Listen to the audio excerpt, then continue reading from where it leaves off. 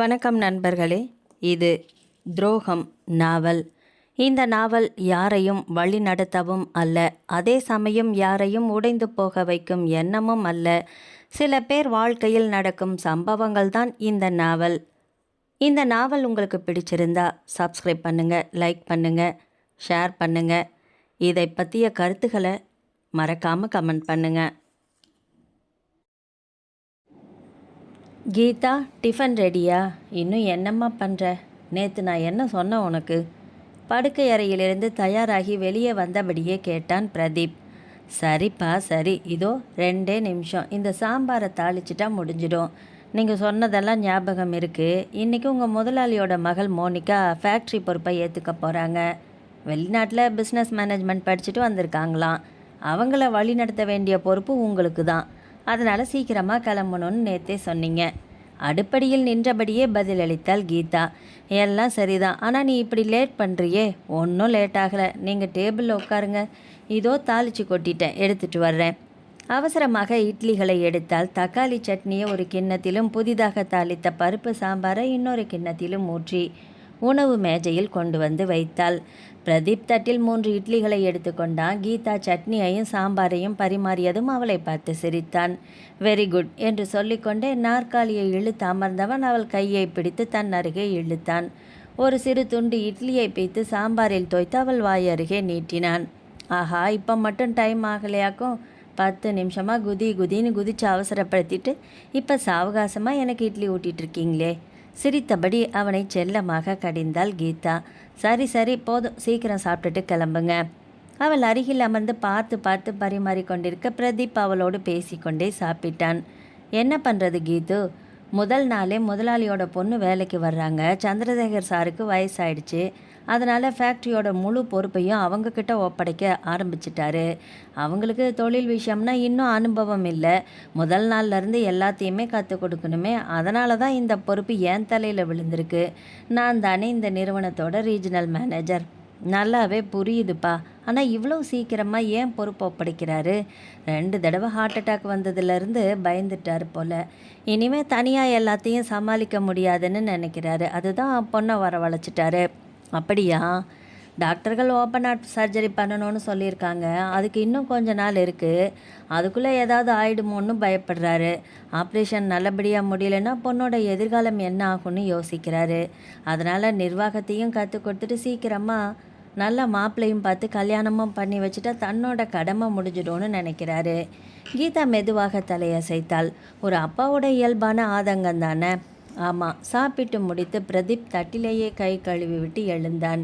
கீதா தன்னுடைய முந்தானையை நீட்ட அதிலேயே கைகளை துடைத்தவன் ஓகே பாய் கீது என்று அவள் கன்னத்தில் மெதுவாக முத்தமிட்டான். வீட்டின் போர்ட்டிகோவில் நின்றிருந்த காரில் ஏறியவன் வாசலை தாண்டி செல்லும் வரை கண்ணாடியை இறக்கிவிட்டு கையசைத்தபடியே சென்றான். வாசலில் நின்றிருந்த கீதாவும் புன்னகையுடன் கையை அசைத்து அவனை வழி அனுப்பிவிட்டு உள்ளே வந்தாள். வேலைக்காரி மல்லிகா இன்னும் வரவில்லை. பாத்திரங்களை தேய்க்கவும் வீடு பெருக்கவும் அவள்தான் வர வேண்டும். எப்பதான் வருவாளோ என்று மனதிற்குள் நினைத்தபடியே உணவு மேஜையில் இருந்த பிரதீப்பின் தட்டையும் டம்ளரையும் எடுத்து கொண்டு வந்து சமையலறை சிங்கில் வைத்தாள். தனக்காக ஒரு தட்டை எடுத்துக்கொண்டு 2 இட்லிகளை வைத்து சட்னியும் சாம்பாரும் பரிமாறிக்கொண்டாள். ஒரு கையில் மொபைலை நோண்டிக்கொண்டே மறு கையில் இட்லியை பிய்த்து சாப்பிட ஆரம்பித்தாள் கீதா. கீதாவுக்கு வயது 27. மாநிறம் என்றாலும் முகம் எப்போதும் பளிச்சென்று மலர்ந்தே இருக்கும். பெரிய விழிகள், அளவான நாசி, இயல்பான சிவந்த உதடுகள் என்று அலங்காரம் இல்லாமலேயே கவரும் அழகு அவளுடையது. இடுப்பை தாண்டி நீண்ட கூந்தலை ஒற்றை பின்னலாக பின்னி நெற்றியில் சிறிய குங்கும பொட்டும் கழுத்தில் மஞ்சள் தாலி கொடியும் அணிந்திருந்தாள். வீட்டை பார்த்து கொள்வதுதான் தன் உலகம் என்று வாழும் பக்குவமான இல்லத்தரசி. அவள் உலகமே பிரதீப்பை சுற்றிதான். திருமணமாகி 2 வருடங்கள் முடிந்துவிட்டது. இன்னும் குழந்தை இல்லை. திருமணம் முடிந்து 1 மாதமே ஆன நிலையில் 2 குடும்பத்தினரும் ஆலோசித்து பிரதீப்பையும் கீதாவையும் தனி குடித்தனம் வைத்து விட்டார்கள். சென்னை அம்பத்தூரில் உள்ள புகழ்பெற்ற சைக்கிள் தயாரிப்பு நிறுவனத்தில் ரீஜனல் மேனேஜராக பணியாற்றி வந்த பிரதீப்புக்கு அலுவலகத்துக்கு சென்று வர வசதியாக தனி வீடும் காரும் ஏற்பாடு செய்யப்பட்டிருந்தது. கீதா தாம்பரத்தைச் சேர்ந்த ராமநாதன் ஜானகி தம்பதியரின் ஒரே மகள். ஒரே பெண் என்பதால் சிறு வயது முதலே அளவில்லாத பாசத்துடனும் செல்லத்துடனும் வளர்க்கப்பட்டாள். தமிழ் மொழி மீது இருந்த ஆர்வத்தால் BA தமிழ் இலக்கியம் படித்து முடித்திருந்தால் அதற்கு மேல் படிக்க வேண்டும் என்ற ஆசை இருந்தாலும் அதற்குள் பிரதீப்பின் வரன் வந்துவிட நல்ல குடும்பம் நல்ல வேலை என்று பார்த்த ராமநாதனும் ஜானகியும் மகிழ்ச்சியோடு தங்கள் மகளை பிரதீப்புக்கு திருமணம் செய்து வைத்தார்கள். பிரதீப்பின் குடும்பம் மாம்பலத்தில் வசித்து வந்தது. அவனது தங்கை சபேசன் காவல்துறையில் உயர் அதிகாரியாக பணியாற்றி ஓய்வு பெற்றவர். கண்டிப்பும் நேர்மையும் கலந்த குணம் கொண்டவர். தாய் மீனாட்சி குடும்பத்தையே தன் உலகமாக கருதி வாழும் அன்பான இல்லத்தரசி. பிரதீப்புக்கு தருண்குமார் என்ற தம்பி இருந்தான். MBA 2ஆம் ஆண்டு படித்து கொண்டிருந்த அவன் படிப்பை முடித்த பிறகு அண்ணனைப் போலவே நிர்வாகத்துறையில் சாதிக்க வேண்டும் என்ற லட்சியத்தோடு இருந்தான்.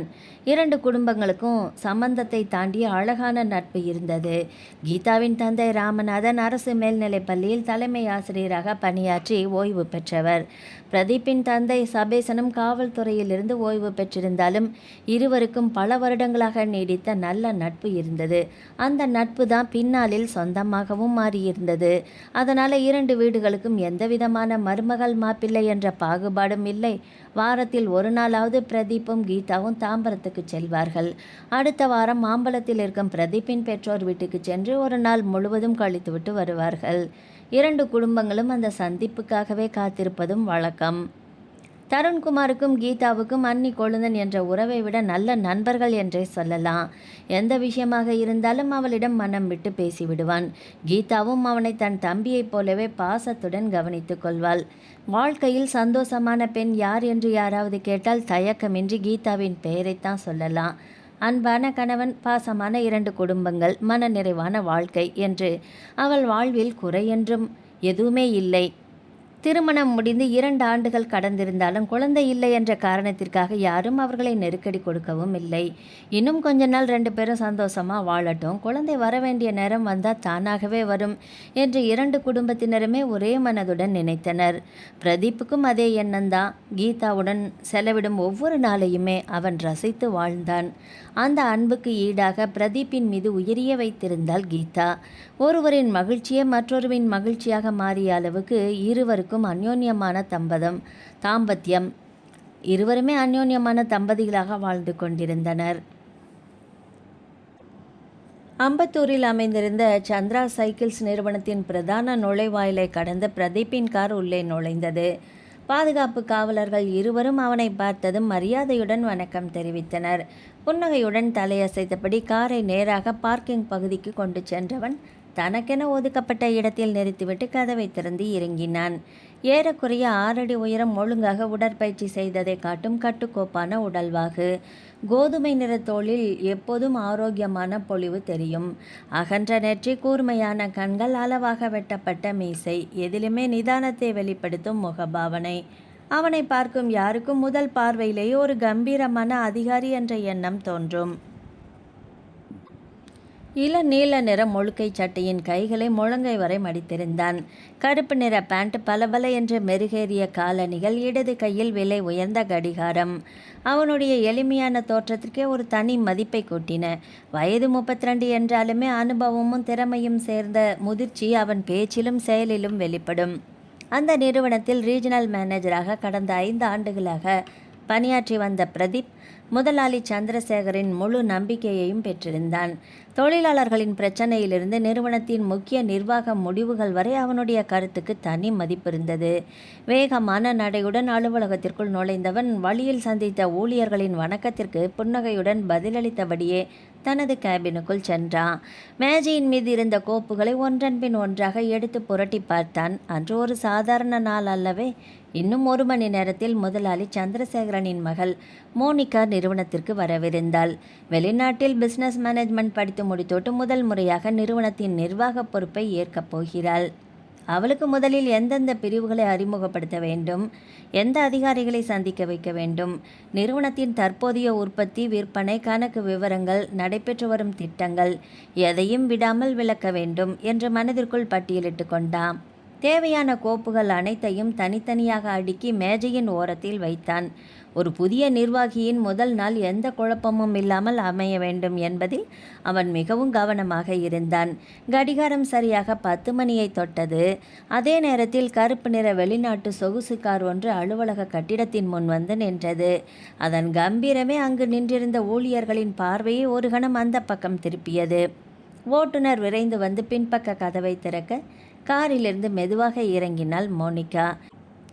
25 வயதை தாண்டிய இளம்பெண். பளிங்கை போன்ற நிறம், கூர்மையான விழிகள், அளவான ஒப்பனை, தன்னம்பிக்கை பொங்கும் முகபாவனை முதல் பார்வையிலேயே அனைவரின் கவனத்தையும் ஈர்த்தாள். தோல் வரை வெட்டப்பட்டிருந்த அடர்த்தியான கூந்தல் காற்றின் தழுவலில் அலையலையாக அசைந்தது. அவள் எடுத்து வைத்த ஒவ்வொரு அடிக்கும் அந்த முடி இயல்பாக ஆடி அவளின் நவீன தோற்றத்திற்கு மேலும் அழகு சேர்த்தது. அடர் நீல நிற உடலை ஒட்டிய ஜீன்ஸும் வெள்ளை நிற முழுக்கை சட்டையும் அணிந்திருந்தாள்.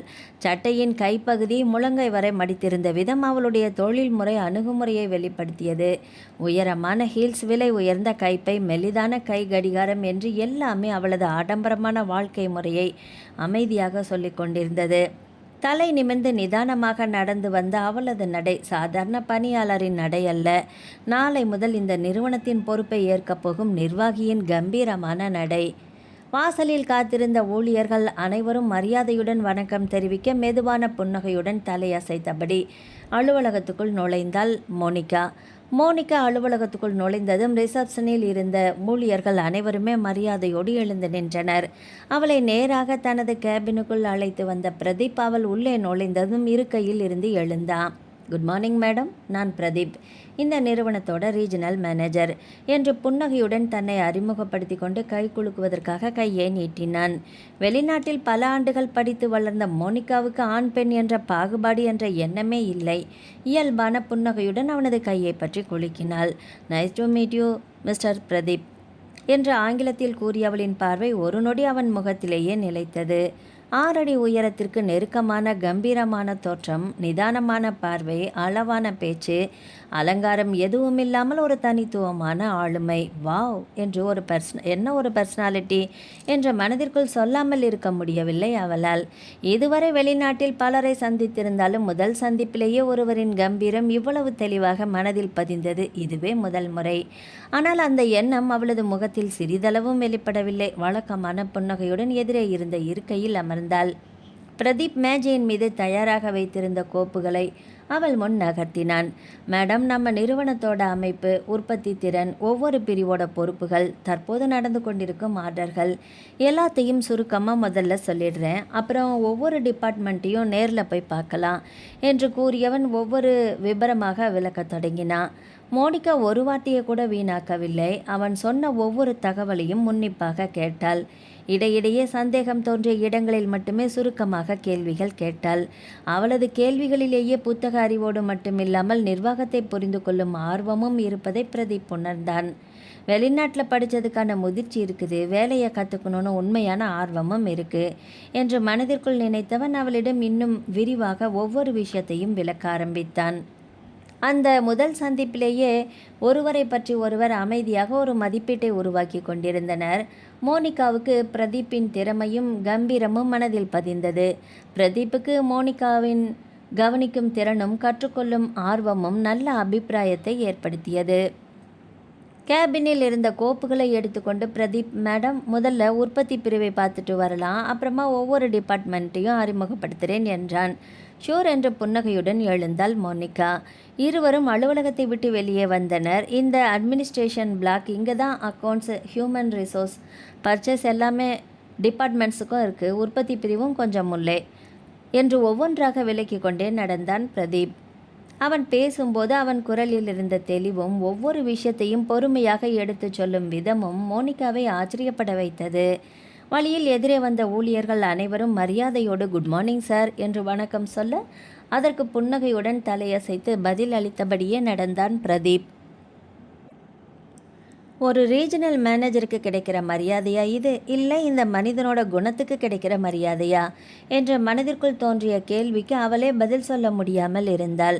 பிரதீப் தொடர்ந்து தொழிற்சாலையை பற்றிய விவரங்களே விளக்கி கொண்டிருந்தான். ஆனால் மோனிகாவின் கவனம் பாதி அவன் பேச்சிலும் மீதி அவன் மீதும் தான் இருந்தது. அவன் நடக்கும் விதம், பேசும் விதம், தொழிலாளர்களிடம் பழகும் முறை, யாரிடமும் அதிகாரத்தை காட்டாமல் அதே நேரத்தில் நிர்வாகியின் கம்பீரத்தையும் இழக்காமல் நடந்து கொள்வது, ஒவ்வொரு நொடியும் அவனை பற்றிய நல்ல அபிப்பிராயத்தை அவள் மனதில் அதிகப்படுத்தி கொண்டே போனது. டாடி சொன்னது சரிதான், இவரை மாதிரி ஒரு ஆள் பக்கத்தில் இருந்தால் எந்த நிறுவனத்தையும் நம்பிக்கையோடு ஒப்படைக்கலாம் தான் என்று நினைத்தவள் அடுத்த நொடியே அவனை பார்த்தாள். பிரதீப் மட்டும் எந்தவித சலனமும் இல்லாமல் தனது கடமையில் முழு கவனத்துடன் இருந்தான். இன்று அவளுக்கு நிறுவனத்தை பற்றிய முழுமையாக புரிய வைப்பது தான் அவனுடைய ஒரே நோக்கமாக இருந்தது.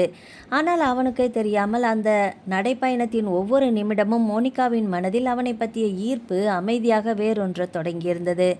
மாலை 5 மணியை நெருங்கியிருந்தது.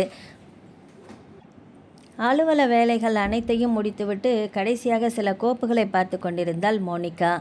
எதிரே அமர்ந்திருந்த பிரதீப் நாள் முழுவதும் அவளுக்கு காட்டிய பிரிவுகள் பற்றிய விவரங்களை சுருக்கமாக விளக்கி முடித்தான். அவ்வளோதான் மேடம், முதல் நாளுக்கு இவ்வளவு போதும். நாளைக்கு ஒவ்வொரு டிபார்ட்மெண்ட்டோட டீட்டெயில் ரிப்போர்ட்டையும் பார்க்கலாம். தேங்க்யூ மிஸ்டர் பிரதீப், இன்னைக்கு ரொம்ப ஹெல்ப் பண்ணியிருக்கீங்க. இட்ஸ் மை டியூட்டி மேடம் என்று மரியாதையுடன் புன்னகைத்தான். இருவரும் ஒன்றாக அலுவலகத்தை விட்டு வெளியில் வந்தனர். பார்க்கிங் பகுதியில் வந்து நின்றதும் மோனிகா அவனை நோக்கி திரும்பினாள். பிரதீப், டின்னருக்கு வெளியில் போகலாமா? எதிர்பாராத அந்த அழைப்பில் ஒரு நொடி தயங்கினான் அவன். இல்லை மேடம், வேண்டாம், வீட்டில் வெயிட் பண்ணிட்டு இருப்பாங்க, நான் கிளம்பணும். ஒரு நாள் என் கூட டின்னர் சாப்பிட்டா என்ன ஆயிடுமா என்று சாதாரணமாகத்தான் கேட்டாள். அந்த கேள்வியை கேட்டவுடன் இவருக்கு கல்யாணம் ஆயிருக்கும் போல என்ற எண்ணம் முருகனும் மோனிகாவின் மனதில் தோன்றியது. அடுத்த நொடியே அந்த எண்ணத்தை பெரிதுபடுத்தாமல் விட்டுவிட்டாள்.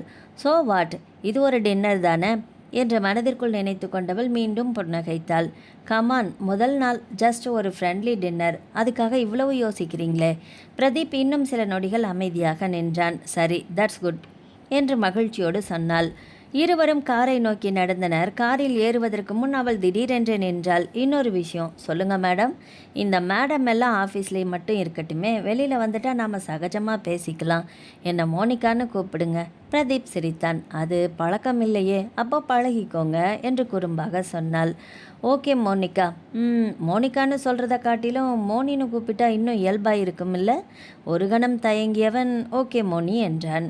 இப்போ தான் நல்லா இருக்கு என்று திருப்தியுடன் சிரித்தவள் காரின் கதவை திறந்து ஏறினாள். அவளை பார்த்து மெல்லிய புன்னகை ஒன்று மட்டும் சிந்திய பிரதீப் மறுபக்கம் சென்று அமர்ந்தான். அரை மணி நேர பயணத்திற்கு பிறகு நகரின் பிரபலமான 5 நட்சத்திர ஹோட்டல் ஒன்றின் நுழைவாயிலில் மோனிகாவின் கார் வந்து நின்றது. காரை வேலட் பார்க்கிங்கில் ஒப்படைத்துவிட்டு இருவரும் உணவகத்தை நோக்கி நடந்தனர். மென்மையான விளக்குகள், மெல்லிய இசை, ஆடம்பரமான அலங்காரம் என்று அந்த இடமே தனி உலகமாக தெரிந்தது. ஜன்னலோரமாக இருந்த மேஜை ஒன்றில் அமர்ந்தனர். வந்த பணியாளர் மரியாதையுடன் மெனு கார்டை நீட்டினார். அதை வாங்கி பார்த்த மோனிகா எதிரே அமர்ந்திருந்த பிரதீப்பை நோக்கினாள். உங்களுக்கு என்ன பிடிக்கும் பிரதீப்? எதுவாக இருந்தாலும் சாப்பிடுவேன் மேடம். அப்படி சொல்லக்கூடாது, உங்களுக்கு ரொம்ப பிடிச்சது என்ன? சில நொடிகள் யோசித்தவன் பட்டர் நான், பன்னீர் கிரேவி, அதுவே போதும் மோனி என்றான். அவள் இதழோரம் மெல்லிதாக புன்னகைத்தாள். ஓகே என்று சொல்லிவிட்டு பணியாளரை அழைத்தாள். 2 butter naan, 2 paneer butter masala and 2 sweet lassi. ஆர்டரை சொல்லிவிட்டு மெனு கார்டை மூடினாள். பிரதீப் புருவத்தை சுருக்கினா. நீங்கள் வேறு ஏதாவது ஆர்டர் பண்ணியிருக்கலாமே மோனி, உங்களுக்கு என்ன பிடிக்குமோ அதையே சாப்பிட்லாமே. இல்லை என்று தலையசைத்தாள். இன்றைக்கி நான் உங்களை டின்னருக்கு கூப்பிட்டது சாப்பிட்றதுக்காக மட்டும் இல்லை, உங்களை பற்றி தெரிஞ்சுக்கணும்னு தோணுச்சு. அதனால் உங்களுக்கு என்ன பிடிக்குமோ அதையே நானும் சாப்பிட்டுக்கிறேன். அவள் அதை மிகவும் சாதாரணமாக சொன்னாள். ஆனால் அந்த வார்த்தைகள் பிரதீப்பின் மனதில் எதிர்பாராத ஒரு நெருக்கத்தை உருவாக்கியது. இவ்வளோ பெரிய முதலாளியோட பொண்ணு எந்த ஆடம்பரமும் காட்டாமல் இவ்வளவு இயல்பாக பழகிறாங்களே என்ற எண்ணம் அவன் மனதில் தோன்றியது.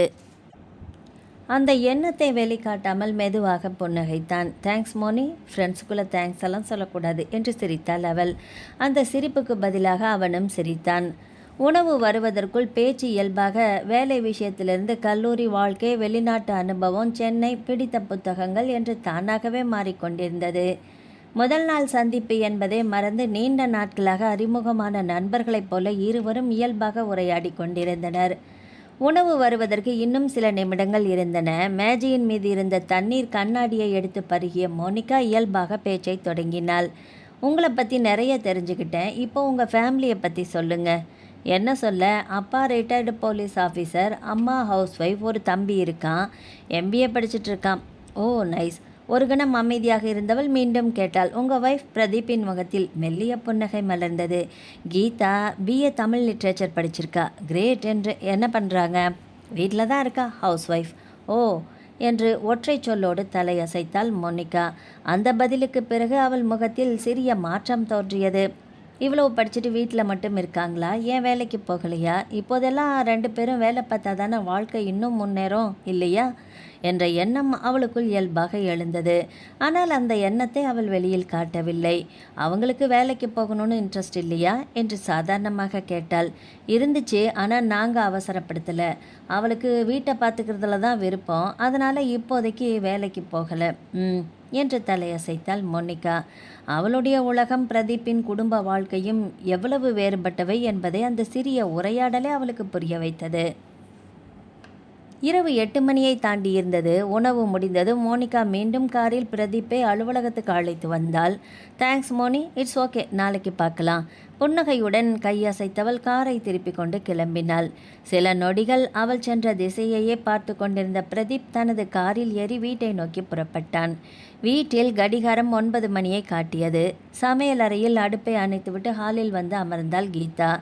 உணவு மேஜையின் மீது எல்லாம் தயார் நிலையில் இருந்தது. சப்பாத்தி, காய்கறி குருமா, தயிர். பிரதீப்புக்கு பிடித்ததெல்லாம் பார்த்து பார்த்து செய்திருந்தாள்.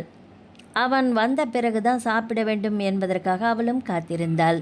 திருமணமான 2 ஆண்டுகளில் இவ்வளவு நேரம் சொல்லாமல் கொள்ளாமல் அவன் வெளியே இருந்ததே இல்லை. வேலையாக இருக்கும் என்று நினைத்தாள். இப்போ வந்துடுவார் என்று மீண்டும் கதவை பார்த்தாள். அலைபேசியை எடுத்து பார்த்தால் ஒரு அழைப்பு கூட இல்லை. ஒரு மெசேஜாவது பண்ணியிருக்கலாமே என்ற எண்ணம் மனதில் தோன்றி மறைந்தது. அந்த நேரத்தில் வாசல் மணி ஒலித்தது. அவசரமாக கதவை திறந்தாள்.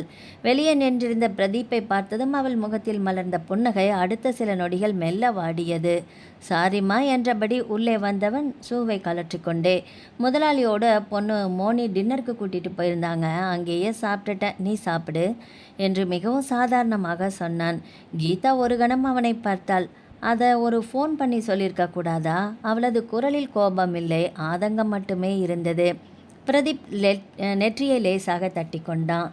ஐயோ சாரி கீத்து, பேசிகிட்டே இருந்ததில் உனக்கு ஃபோன் பண்ணணுன்ற ஞாபகமே வரலை. அதை சொன்ன விதத்தில் குற்ற உணர்ச்சி பெரிதாக இல்லை, உண்மையாகவே மறந்து விட்டதைப் போலத்தான் இருந்தது. சரி நீ சாப்பிடு, ரொம்ப டயர்டாக இருக்குது, நான் போய் ஃப்ரெஷ் ஆகிட்டு வந்துடுறேன் என்று சொல்லிவிட்டு அறைக்குள் சென்று விட்டான். கதவின் அருகிலேயே சில நொடிகள் அப்படியே நின்றிருந்தாள் கீதா. 2 ஆண்டுகளில் முதல் முறையாக அவளுக்காக காத்திருந்த இரவு உணவு வீணாகி இருந்தது. சாப்பிடாமல் இருந்ததற்காக வருத்தமில்லை, ஒரு சிறிய தகவல் கூட சொல்ல தோன்றவில்லையா என்ற எண்ணம்தான் அவள் மனதை அழுத்தியது. மெதுவாக உணவு மேஜை அருகே சென்றாள்.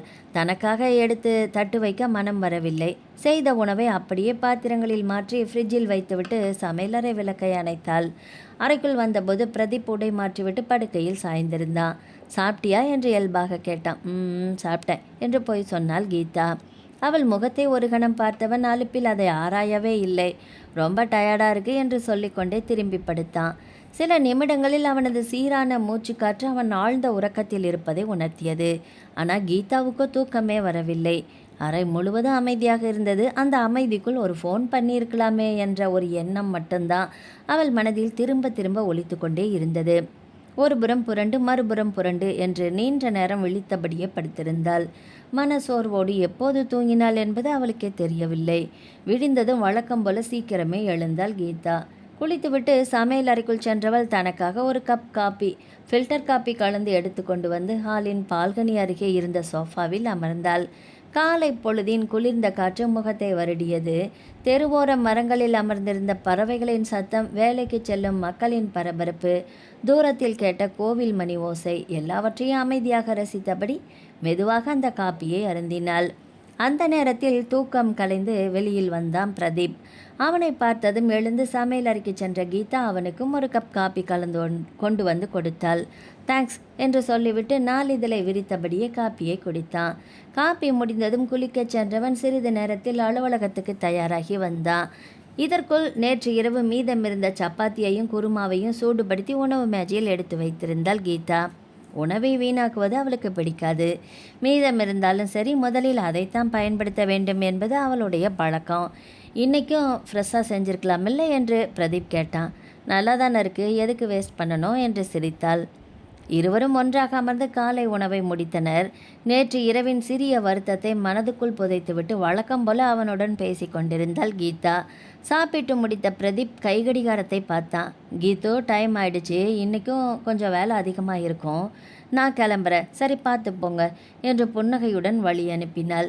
காரை எடுத்துக்கொண்டு அவன் வெளியேறும் வரை வாசலில் நின்று பார்த்து கொண்டிருந்தவள் அவன் கண்ணுக்கு தெரியாமல் போன பிறகுதான் உள்ளே வந்தாள். அந்த நேரத்தில் வேலைக்காரி மல்லிகா வந்தாள். 24 வயது இருக்கும், சுறுசுறுப்பான பெண். அக்கா, முதல்ல துணியெல்லாம் துவைச்சி வந்துட்டுமா? இல்லை மல்லிகா, முதல்ல வீட்டை கூட்டி முடிச்சுடு, அதுக்கப்புறமா துணியை ஊற வச்சுட்டு மாடியிலேயே துவைச்சிடு, கடைசியாக பாத்திரம் தேய்ச்சிட்டு நான் மதிய சாப்பாடு செய்யணும், சரிக்கா என்று சொல்லிவிட்டு வேலையை ஆரம்பித்தாள். மல்லிகா வேலையை பார்த்து கொண்டிருக்க கீதா ஹாலில் வந்து அமர்ந்து கொண்டாள். வீடு அமைதியாக இருந்தது. பிரதீப் அலுவலகத்துக்கு சென்ற பிறகு அந்த அமைதி தான் அவளுக்கு பெரிய துணை. மல்லிகா 2 மணி நேரம் வேலையை முடித்ததும் கிளம்பி விடுவாள். அதுக்கு பிறகு மாலை வரை அந்த வீட்டில் கீதா மட்டும்தான். சில நேரம் புத்தகம் படிப்பாள், சில நேரம் அம்மாவிடமோ மாமியாரிடமோ தருணிடமோ அலைபேசியில் பேசுவாள், அவ்வளவுதான். எவ்வளோ நேரம்தான் பேச முடியும்? தொலைக்காட்சி பார்ப்பதில் பெரிதாக விருப்பம் இருப்பதில்லை. வெளியே செல்ல வேண்டிய வேலை இருந்தால் மட்டுமே வீட்டை விட்டு வெளியில் போவாள். இல்லையென்றால் 4 சுவர்களுக்குள்ளேயே அவளுடைய உலகம் முடிந்துவிடும். சோஃபாவில் சாய்ந்து அமர்ந்திருந்தவள் கடிகாரத்தை பார்த்தாள். இன்னைக்கு கடைவீதிக்கு போயிட்டு வரலாமா என்ற எண்ணம் மனதில் தோன்றியது. அதே நேரத்தில் பிரதீப் காலை கிளம்பும் போதே, மதியம் எனக்கு சாப்பாடு வேண்டாங்கித்து, வெளியில் ஒரு மீட்டிங் இருக்குது என்று சொல்லிவிட்டு சென்றது ஞாபகத்துக்கு வந்தது. தினமும் வீட்டில் சமைத்த உணவை எடுத்து செல்லும் அவன் இன்று மட்டும் வேண்டாம் என்று சொன்னது அவளுக்கு சற்று புதிதாகத்தான் தோன்றியது. ஆனால் அதை பெரிதாக எடுத்துக்கொள்ளாமல் எழுந்து மதிய சமையலை தொடங்கச் சென்றாள். மல்லிகா வேலைகளை முடித்துவிட்டு கிளம்பியதும் வீடு மீண்டும் அமைதியில் மூழ்கியது. சமையல் அறைக்குள் வந்து பாத்திரங்களை ஒரு முறை பார்த்தாள் கீதா. இன்று தனக்காக மட்டும் சமைக்க வேண்டும் என்ற எண்ணமே வரவில்லை. எனக்காக மட்டும் என்ன சமைக்கிறது, கடைவீதிக்கு போகும் வழியிலே ஏதாவது சாப்பிட்டுக்கலாம் என்று முடிவு செய்தவள் குளித்துவிட்டு எளிமையான பருத்தி சேலையை அணிந்து கொண்டு வெளியில் கிளம்பினாள்.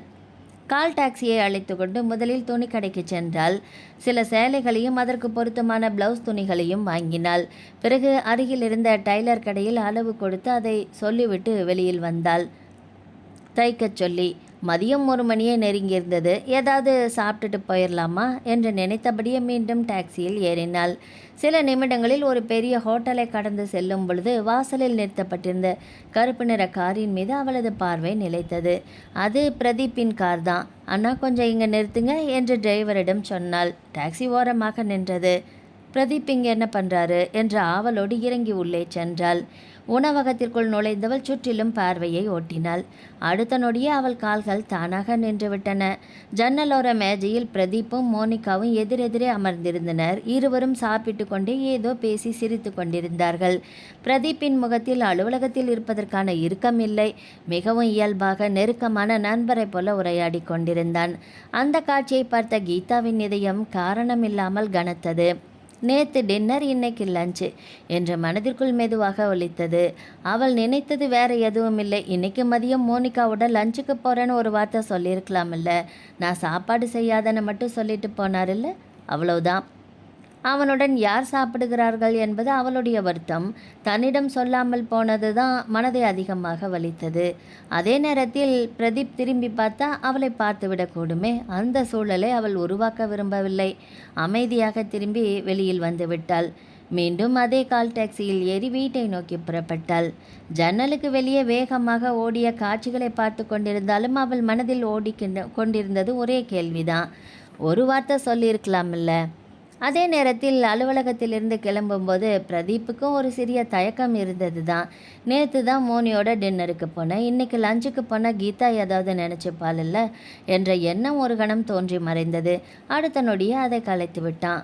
ஆஃபீஸ் விஷயமாக தானே போகிறேன், இதில் என்ன இருக்குது என்று தனக்குத்தானே சமாதானம் சொல்லி கொண்டவன் மோனிகாவின் கேபின் கதவை தட்டினான். மோனி, லஞ்சுக்கு போகலாமா? கோப்பை படித்து கொண்டிருந்த மோனிகா உடனே தலை நிமிர்ந்தாள். ஷூர், நானும் அதைத்தான் நினச்சிட்டு இருந்தேன் என்று புன்னகையுடன் எழுந்தாள். இருவரும் சேர்ந்து வெளியில் நடந்தினர். அவர்களுக்கு அது சாதாரண மதிய உணவு தான். ஆனால் அதே நேரத்தில் அந்த மதியத்தில் கீதாவின் மனதில் ஏற்பட்ட சிறிய அமைதியின்மை அவளுக்கே தெரியாமல் அவள் வாழ்க்கையில் ஒரு புதிய உணர்வின் தொடக்கமாக மாறிக்கொண்டிருந்தது. வீட்டிற்கு வந்த பிறகும் கீதாவின் மனம் அமைதியாகவில்லை.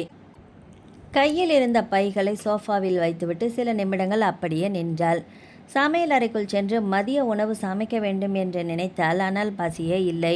இப்போ எதுக்கு எனக்காக மட்டும் சமைக்கணும் என்று தனக்கு தானே சொல்லி கொண்டவள் ஒரு கப் ஃபில்டர் காப்பி மட்டும் போட்டுக்கொண்டாள். கப்பை எடுத்துக்கொண்டு வீட்டின் பின்புற தோட்டத்துக்கு சென்றாள். அங்கே இருந்த பழைய கல் பெஞ்சில் அமர்ந்தாள். அருகிலேயே நின்றிருந்த கொய்யா மரத்தின் கிளைகள் காற்றில் மெதுவாக அசைந்தன. அந்த நிழல் முழுவதுமே பெஞ்சின் மீது பரவியிருந்தது. மதிய வெயிலின் சூட்டை தாண்டி மரங்களுக்கு இடையே புகுந்து தென்றல் காற்று இதமாக வீசியது. காப்பியை மெதுவாக அருந்தியபடியே எங்கோ வெறித்து பார்த்து கொண்டிருந்தாள். காலை முதல் லேசாக இருந்த தலைவலி இப்போது கொஞ்சம் அதிகமாக இருந்தது. அந்த குளிர்ந்த காற்று முகத்தை வருடிய போது மட்டுமே சற்றே ஆறுதலாக இருந்தது. ஹோட்டலில் பார்த்த காட்சி மீண்டும் நினைவுக்கு வந்தது. பிரதீப்பும் மோனிகாவும் சிரித்து பேசிக்கொண்டே மதிய உணவு சாப்பிட்டு கொண்டிருந்தார்கள். அதில் தவறு எதுவும் இருப்பதாக அவள் நினைக்கவில்லை தான். ஒரே அலுவலகத்தில் வேலை பார்த்தால் சேர்ந்து சாப்பிடுவதும் இயல்புதானே. ஆனால் என்கிட்ட ஒரு வார்த்தை சொல்லியிருக்கலாமே என்ற எண்ணம் மட்டும்தான் மனதை விட்டு அகலவே இல்லை. அந்த எண்ணத்தையும் அதிக நேரம் பிடித்து கொள்ள விரும்பவில்லை. வேலை பலுவில் மறந்திருப்பார் என்று தன்னைத்தானே சமாதானப்படுத்தி கொண்டாள். மாலை மெதுவாக இரவாக மாறியது. வழக்கம் போல பிரதீப்புக்காக இரவு உணவை தயாரித்து வைத்தாள். எல்லா வேலையும் முடிந்த பிறகு அவன் வரவை எதிர்பார்த்தபடி ஹாலில் அமர்ந்திருந்தாள். சிறிது நேரத்தில் காரின் சத்தம் கேட்டது. வாசல் கதவை திறந்து நின்றாள். ஹாய் கீது என்று இயல்பாக உள்ளே வந்தான் பிரதீப். அலுவலகத்தில் நடந்த சில வேலைகளை பற்றியும் நாளை செய்ய வேண்டிய விஷயங்களை பற்றியும் பேசிக்கொண்டே கைகளை கழுவச் சென்றான். கீதா அமைதியாக அவன் பேச்சை கேட்டுக்கொண்டிருந்தாள். இப்போ அவனே மதிய உணவை பற்றி சொல்லுவான். மோனியோட வெளியில் லஞ்சுக்கு போனேன் என்று இயல்பாக குறிப்பிடுவான் என்று மனதிற்குள் எதிர்பார்த்தாள். ஆனால் அந்த பேச்சே வரவே இல்லை. சாப்பிட அமர்ந்த பிறகுமே வரவில்லை. வேறு விஷயங்களை பற்றி தான் பேசினான். அதை நினைவுபடுத்த வேண்டும் என்று கீதாவுக்கும் தோன்றவில்லை. நான் உங்களை ஹோட்டலில் பார்த்தேன் என்று சொல்லி தேவையில்லாத விளக்கம் கேட்கவும் அவள் விரும்பவில்லை. அமைதியாக அவனுக்கு பரிமாறிக்கொண்டிருந்தாள். ஆனால் அவள் மனதின் ஓரத்தில் பதில் கிடைக்காத ஒரு சிறிய கேள்வி மட்டும் அமைதியாக கிடந்தது. சொல்ல மறந்தாரா இல்லை சொல்ல வேண்டியதில்லைன்னு நினச்சாரா? அந்த கேள்விக்கு அவளிடம் பதில் இல்லை. அவனை பார்த்தபோதும் அதை கேட்க துணிச்சலும் வரவில்லை. அன்று இரவு கீதாவின் மனதில் சொல்ல முடியாத ஒரு பாரம் வந்து அமர்ந்து கொண்டது. அது சந்தேகமோ கோபமோ இல்லை, காரணமே தெரியாத சிறிய உறுத்தல் அது. அடுத்த நாள் காலையில் வழக்கம் போலவே எல்லா வேலைகளையும் முடித்தாள். பிரதீப்பும் தயாராகி வந்தான். அவன் வழக்கம் போல மதிய உணவை கட்ட சொன்னான். கீது, லஞ்ச் எடுத்து வை. அந்த ஒரு வார்த்தை கீதாவின் மனதை லேசாக்கியது. நேற்று நடந்த விஷயத்தை அவள் மனம் பெரிதுபடுத்தவே இல்லை. நேற்று வேலை காரணமாக வெளியில் சாப்பிட்ருப்பாரு, அதுதான் என்று தன்னைத்தானே சமாதானப்படுத்தி கொண்டாள். வழக்கம் போல் மதிய உணவை பேக் செய்து அவனிடம் கொடுத்தாள். பார்த்து போயிட்டு வாங்க. சரி என்று புன்னகையுடன் வாங்கி கொண்டு அலுவலகத்துக்கு புறப்பட்டு விட்டான் பிரதீப். அலுவலகத்துக்கு சென்றதும் அன்று செய்ய வேண்டிய வேலைகளை மோனிகாவிடம் விலக்கி கொண்டிருந்தான். காலை முழுவதும் கோப்புகளை பார்த்து முடித்த இருவரும் மதியத்துக்கு முன்பாக முக்கியமான சப்ளையர் ஒருவரை சந்திக்க வெளியே கிளம்பினர். பேச்சுவார்த்தை எதிர்பார்த்ததை விட நீண்டு போனது. அங்கிருந்தபடியே மதிய உணவு நேரமும் வந்துவிட்டது. இங்கேயே சாப்பிட்டுட்டு போயிடலாமா என்று மோனிகா கேட்டதும் சரி என்று சம்மதித்தான் பிரதீப். உணவை முடித்துவிட்டு அலுவலகத்துக்கு திரும்பிய பிறகுதான் காலையில் கீதா அன்போடு கொடுத்திருந்த உணவு பெட்டி திறக்கப்படாமலேயே மேஜையின் மீது கிடப்பது அவன் கண்ணில் பட்டது. அடடா என்று தலையை லேசாக தட்டி கொண்டவன் வெளியே நின்றிருந்த பியூனை அழைத்தான். நான் வெளியில் சாப்பிட்டுட்டேன், இதை நீ எடுத்துகிட்டு போய் சாப்பிட்டுடு. சரிங்க சார் என்று மகிழ்ச்சியோடு வாங்கி சென்றான் அவன். அன்றைய தினத்துக்கு பிறகு மோனிகாவுடன் வெளியே செல்வது பிரதீப்பின் வேலையில் ஒரு பகுதியாகவே மாறிப்போனது. பல வருடங்கள் வெளிநாட்டில் படித்து வாழ்ந்திருந்ததால் சென்னையின் பல இடங்களே மோனிகாவுக்கு புதிதாக இருந்தது. சப்ளையர்களை சந்திக்க வேண்டும் என்றாலும், புதிய ஷோரூம்களை பார்க்க வேண்டும் என்றாலும், நிறுவனத்துக்கு தேவையான பொருட்களை தேர்வு செய்ய வேண்டும் என்றாலும் மோனிகா முதலில் அழைத்தது பிரதீப்பை தான். அவனும் எந்த தயக்கமும் இல்லாமல் அவளுடன் சென்று வந்தான். வேலை பற்றிய பேச்சு வழியிலேயே நகரத்தை பற்றிய உரையாடலாக மாறியது. அதன் பிறகு அது அன்றாட நிகழ்வுகளை பகிர்ந்து கொள்ளும் அளவுக்கு இயல்பாக வளர்ந்தது. எப்போது அந்த சேர்ந்து செலவழித்த நேரம் இருவருக்குமே பழக்கமாக மாறியது என்பதையே அவர்கள் உணரவில்லை. அந்த மாற்றம் எந்த சத்தமும் இல்லாமல் மெதுவாக அவர்கள் அன்றாட வாழ்க்கைக்குள் கலந்து கொண்டிருந்தது. சனிக்கிழமை மாலை அலுவலக வேலைகள் முடிவை நோக்கி சென்று கொண்டிருந்தன. பிரதீப் தனது மேஜையில் இருந்த கோப்புகளை ஒழுங்குபடுத்தி கொண்டிருக்க கதவை மெதுவாக தட்டிவிட்டு உள்ளே வந்தாள் மோனிகா. பிரதீப் என்று அழைத்தபடியே அவன் மேஜைக்கு எதிரே வந்து நின்றாள். சொல்லு மோனி என்று இயல்பாக தலை நிமிர்ந்தான். நாளைக்கு சண்டே, ஆமாம், எங்கேயாவது அவுட்டிங் போகலாமா? எதிர்பாராத அந்த கேள்வியில் ஒரு கணம் அமைதியாக பின்வாங்கினான் பிரதீப். ஒவ்வொரு ஞாயிற்றுக்கிழமையும் அவனுக்கும் கீதாவுக்கும் ஒரு வழக்கம் இருந்தது. ஒரு வாரம் தாம்பரத்தில் இருந்த கீதாவின் பெற்றோர் வீட்டிற்கு, அடுத்த வாரம் மாம்பலத்தில் இருந்த தனது பெற்றோர் வீட்டிற்கு என்று சென்று வருவார்கள். இந்த ஞாயிறு யாரை பார்க்க போக வேண்டும் என்பது அவன் மனதில் ஒரு கணம் தோன்றியது. மோனிகா அவன் பதிலுக்காக அமைதியாக காத்திருந்தாள். பிடிக்கலையா என்று மெதுவாக கேட்டாள்.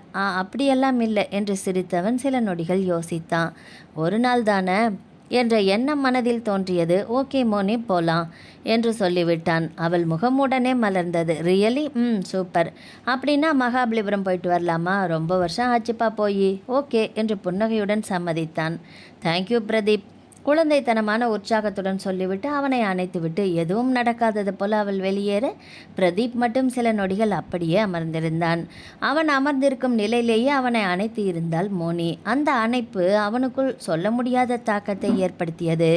அவனுக்குள் ஒருவித குறுகுறுப்பு ஏற்பட்டது. நாளை மோனியோடு செல்லும் நாளை எண்ணி சிலிர்த்தது மனதும் உடலும். அதே சமயம் நாளை கீதாவிடம் என்ன சொல்லப் போகிறேன் என்ற எண்ணமும் மனதில் தோன்றி மறைத்தது. மாலை வீட்டிற்கு வந்ததும் வழக்கம் போல கீதா கதவை திறந்து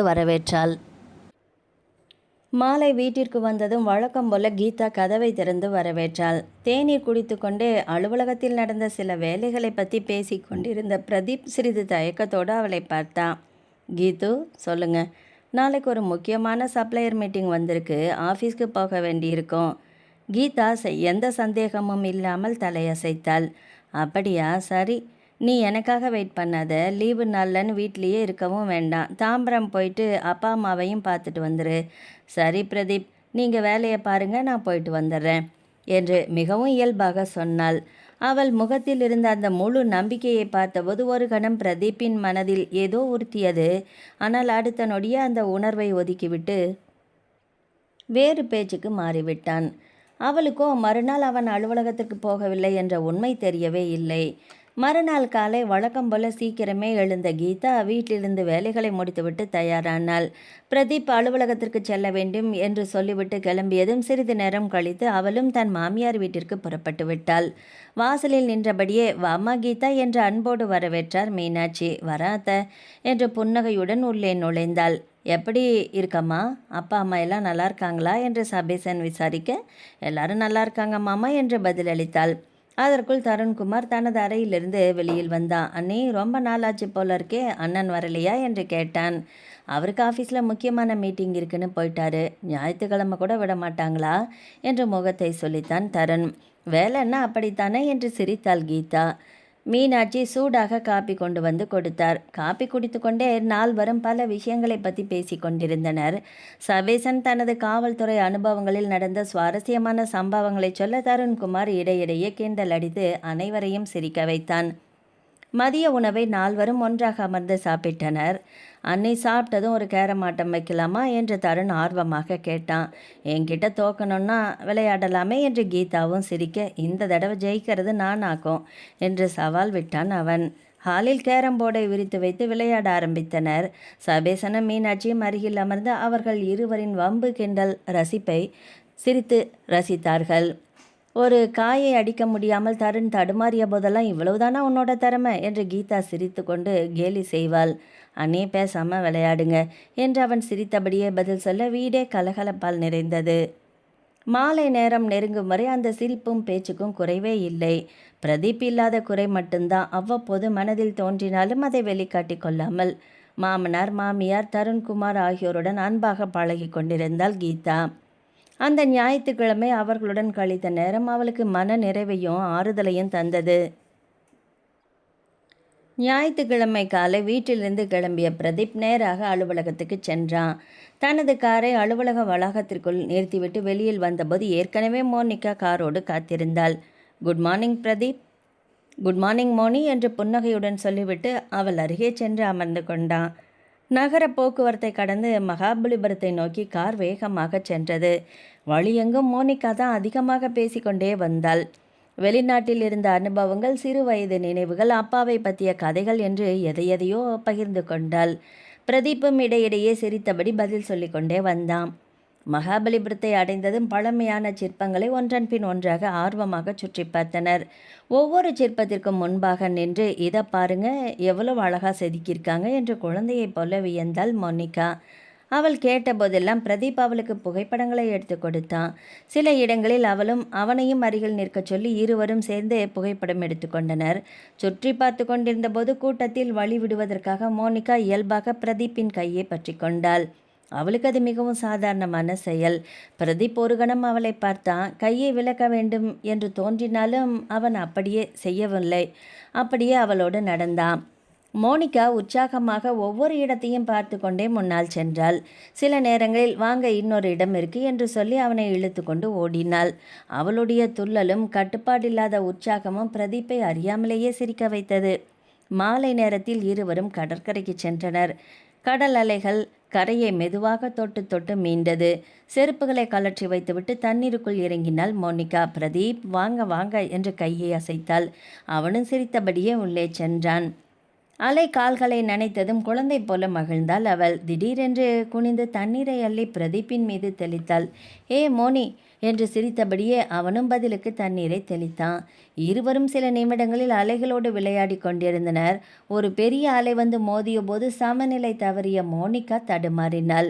அவள் கீழே விழுந்து விடாமல் இருக்க பிரதீப் உடனே அவளது கையை பிடித்து கொண்டான். பார்த்து பார்த்து என்று அவளை நிலை நிறுத்தினான். மோனிகா சில நொடிகள் அவன் முகத்தையே பார்த்து கொண்டிருந்தாள். தேங்க்யூ என்று மெதுவாக சொன்னாள். அந்த பார்வையில் சொல்லப்படாத ஒரு நெருக்கம் இருந்தது. அதை உணர்ந்த பிரதீப்பும் தன்னுள் எழுந்த அந்த புதிய உணர்வை வார்த்தைகளால் விளக்க முடியாமல் அமைதியாக கடலை நோக்கி திரும்பி பார்த்தான். மாலை காற்று தொடர்ந்து வீசியது. கடல் அலைகள் வழக்கம் போல கரையை தொட்டுக்கொண்டே இருந்தது. ஆனால் அந்த நாள் பிரதீப்பின் மனதில் மட்டும் இதுவரை இல்லாத ஒரு கலக்கம் மெதுவாக வேரூன்ற தொடங்கியிருந்தது. மாலை நேரம் மெதுவாக இருளில் கரைந்து கொண்டிருந்தது. கடற்கரையில் மக்கள் கூட்டமும் கொஞ்சம் கொஞ்சமாக குறைய ஆரம்பித்தது. கடிகாரத்தை பார்த்த பிரதீப் நேரம் 7 மணியை நெருங்குவதை உணர்ந்தான். மோனி கிளம்பலாமா என்று மெதுவாக கேட்டான். கடல் அலையை பார்த்தபடியே நின்றிருந்த மோனிகா தலையசைத்தாள். இன்னும் கொஞ்ச நேரம் இருக்கலாமே. இப்போ கிளம்பினாலே சென்னை போகிறதுக்கு ரொம்ப நேரம் ஆகிடும் மோனி, லேட் ஆகிடும் என்று அவன் அமைதியாக சொன்னான். மோனிகா மெதுவாக அவன் பக்கம் திரும்பினாள். ஏன் பிரதீப், என் கூட இருக்கிறது உங்களுக்கு பிடிக்கலையா? எதிர்பாராத அந்த கேள்வியில் அவன் சற்றே தடுமாறினான். இல்லை மோனி, அதுக்காக நான் சொல்லலை. அப்புறம் வீட்டில் கீதா காத்துட்ருப்பா. அந்த ஒரு பதில் மோனிகாவின் முகத்தில் இருந்த புன்னகையே மெல்ல குறைத்தது. சில நொடிகள் அவள் அமைதியாக அவனை பார்த்தாள். நான் உங்களோட இன்னும் கொஞ்சம் நேரம் இருக்கணும்னு நினைக்கிறது உங்களுக்கு சாதாரணமாக தெரியுது. ஆனால் வீட்டில் உங்கள் கீதா காத்துட்டு இருப்பாங்கிறது மட்டும் பெருசாக தெரியுதில்ல? பிரதீப் பதில் சொல்லவில்லை. எப்போவுமே அவங்க உங்கள் கூட தானே இருக்காங்க. இன்றைக்கி ஒரு நாள் என் கூட இருந்தால் என்ன தப்பு? அவள் குரலில் ஏக்கம் இருந்தது. மோனி என்று அவன் அழைத்தான். ஆனால் அவள் அவன் பேச்சை நிறுத்திவிட்டாள். மெதுவாக 2 அடிகள் முன்னே வந்து அவனுக்கு மிக அருகில் நின்றாள். அவன் கைகளை தன் 2 கைகளாலும் பிடித்து கொண்டாள். அந்த தொடுதலில் பிரதீப்பின் இதய துடிப்பு வேகம் எடுத்தது. மோனிகாவின் பார்வை அவன் கண்களை விட்டு அகலவே இல்லை. பிரதீப் என்று மெதுவாக அழைத்தாள். I love you. அவன் கண்களில் அதிர்ச்சி பரவியது. நான் உங்களை ரொம்பவும் காதலிக்கிறேன். உங்களை பார்க்காம உங்களோட பேசாமல் என்னால் இருக்கவே முடியல பிரதீப். ஒரு நாள் கூட இருக்க முடியல. கடற்கரையின் இரைச்சலுக்கு நடுவிலும் அந்த வார்த்தைகள் மட்டும் பிரதீப்பின் காதுகளில் தெளிவாக ஒலித்தன. மோனி, நான் கல்யாணமானவன், அவன் மெதுவாக சொன்னான். அவள் ஒரு கணம் கூட தயங்கவில்லை. அதனால் என்ன என்று நேராக கேட்டாள். என் காதலுக்கு உங்க கல்யாணம் தடையா தெரியலையே பிரதீப். அவன் பேசாமல் நின்றான். உங்களுக்கு என்ன பிடிக்கலையா? அவள் கேட்ட கேள்வி நேராக அவன் மனதை தொட்டது. சில நொடிகள் அவன் அமைதியாக இருந்தான். பிறகு மெதுவாக, உன்னை எனக்கு ரொம்ப பிடிச்சிருக்குது மோனி என்று சொன்னான். அந்த ஒரு வாக்கியம் போதுமே என்பது போல மோனிகாவின் கண்கள் ஒளிர்ந்தன. அப்புறம் ஏன் இவ்வளவு யோசிக்கிறீங்க என்று அவள் இன்னும் நெருங்கினாள். எல்லாத்தையும் தூக்கி போட்டுட்டு என்னை ஏற்றுக்கோங்க பிரதீப். அவளது குரலில் கெஞ்சல் இல்லை, ஆனால் அவனை இழுத்து விடும் அளவுக்கு ஆழமான ஏக்கம் இருந்தது. அவனுடைய வலது கையை மெதுவாக எடுத்து தன் கன்னத்தில் வைத்து கொண்டாள். அந்த வெப்பமான தொடுதலை அவனால் உடனே விலக்கவும் முடியவில்லை. அவள் கண்களை பார்த்தான். அந்த கண்களில் எதிர்பார்ப்பு மட்டுமே இருந்தது. அவன் மனதில் மட்டும் 2 உலகங்கள் மோதிக்கொண்டிருந்தது.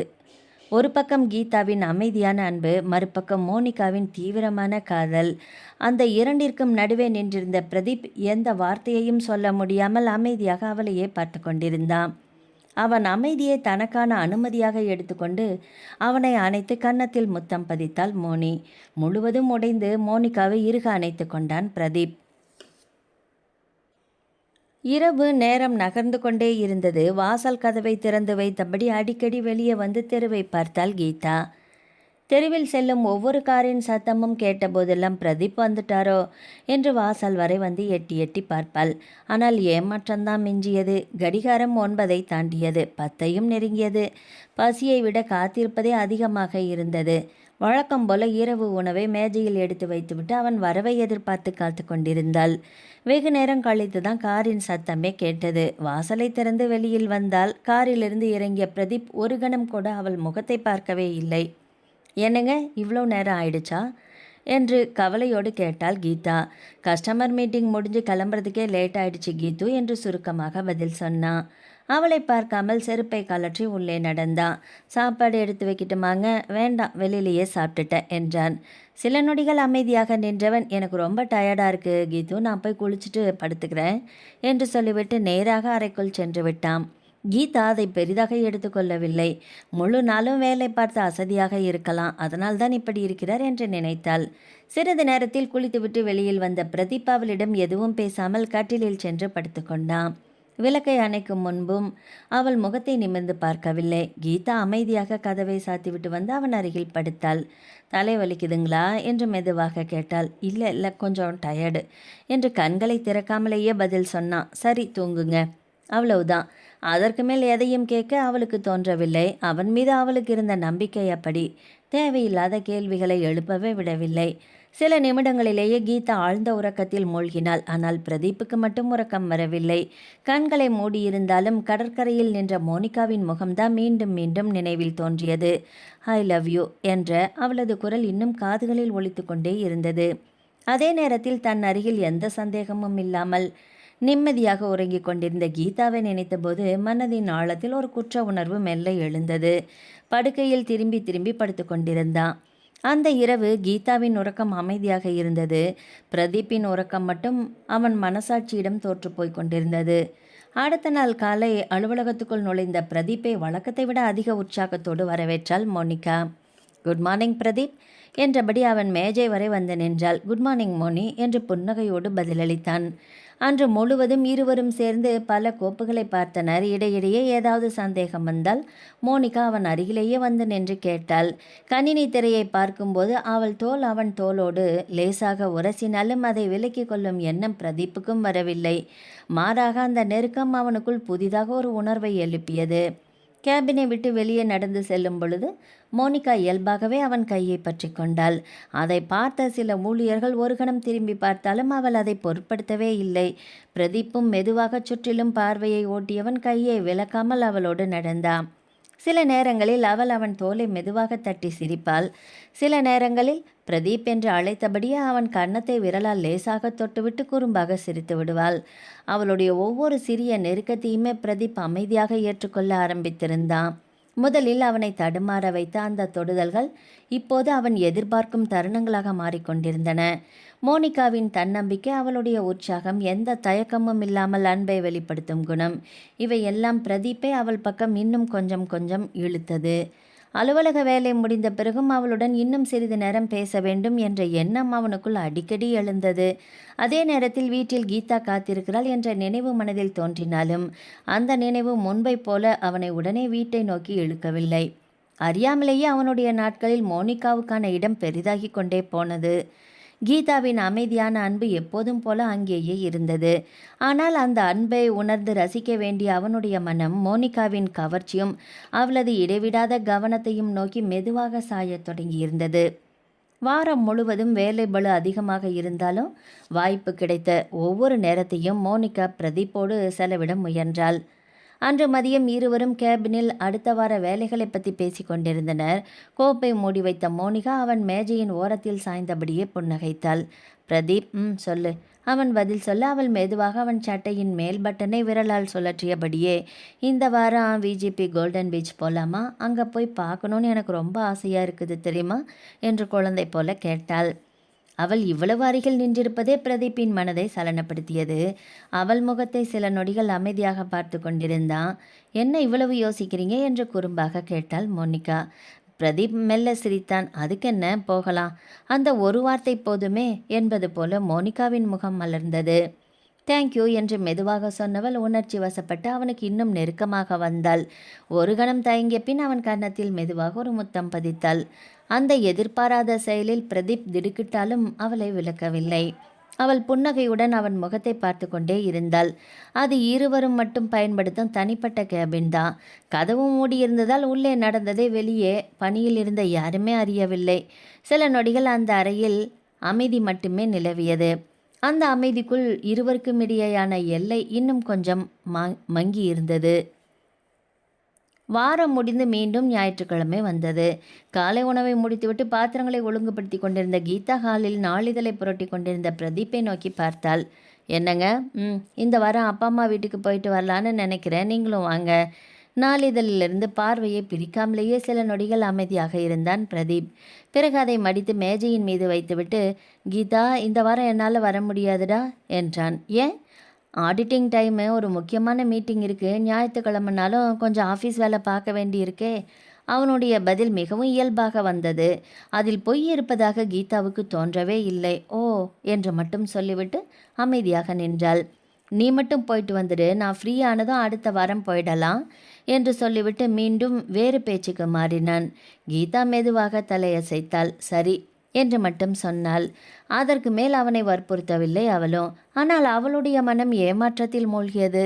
தொடர்ந்து 2 ஞாயிற்றுக்கிழமைகளாக அவன் தன்னுடன் வரவில்லை. கடந்த சில வாரங்களாகவே அவனுடன் சேர்ந்து செலவிடும் நேரம் குறைந்து கொண்டே இருப்பதையும் அவள் உணர்ந்திருந்தாள். அவன் அலுவலக வேலைகளில் அதிகமாக மூழ்கியிருக்கிறான். ஆடிட்டிங் முடிந்தால்தான் பழையபடி எல்லாமே சரியாகிவிடும் என்று தன்னைத்தானே சமாதானப்படுத்தி கொண்டாலும் மனதின் ஓரத்தில் ஒரு வெறுமை மட்டும் அகலவே இல்லை. அவன் முகத்தை ஏக்கத்தோடு பார்த்தால் அந்த பார்வையை எதிர்கொள்ள முடியாதவனாக பிரதீப் வேகமாக கடிகாரத்தை பார்த்துவிட்டு எழுந்தான். டைம் ஆயிடுச்சு, நான் கிளம்புறேன் என்று மட்டும் சொல்லிவிட்டு வெளியே நடந்தான்.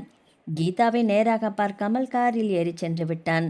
வாசலில் நின்றபடியே அவன் சென்ற திசையையே சில நொடிகள் பார்த்து கொண்டிருந்தாள் கீதா. பிறகு மெதுவாக உள்ளே வந்தாள். அவனுக்கு பணிச்சுமை அதிகமாக இருப்பதால் தான் இப்படி நடந்து கொள்கிறான் என்று இன்னும் உறுதியாக நம்பினாள். அந்த நம்பிக்கையோடு தான் சிறிது நேரம் கழித்து தன் பெற்றோர் வீட்டிற்கும் புறப்பட்டாள்.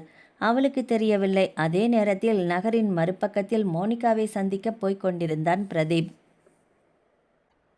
இருவரின் இலக்கு விஜிபி கோல்டன் பீச். விஜிபி வளாகத்திற்குள் இருந்த கடற்கரை ரிசார்ட்டில் முன்பே ஒரு அறையை முன்பதிவு செய்திருந்தாள் மோனிகா. அதை பார்த்த பிரதீப் ஒரு கணம் அமைதியாகி நின்றான்.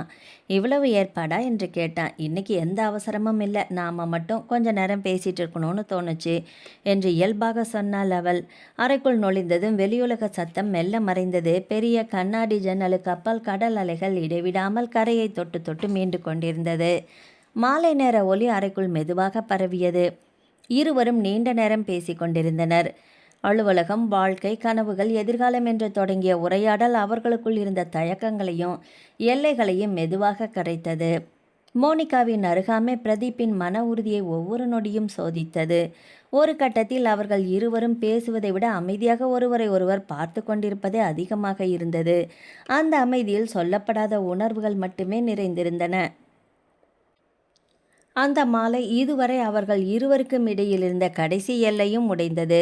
வெளியில் சூரியன் கடலுக்குள் மறைந்து கொண்டிருந்தான். அறைக்குள் அந்த ஒரு முடிவு அவர்களின் வாழ்க்கையை பழைய நிலைக்கு திரும்ப முடியாத பாதையில் கொண்டு சென்று கொண்டிருந்தது.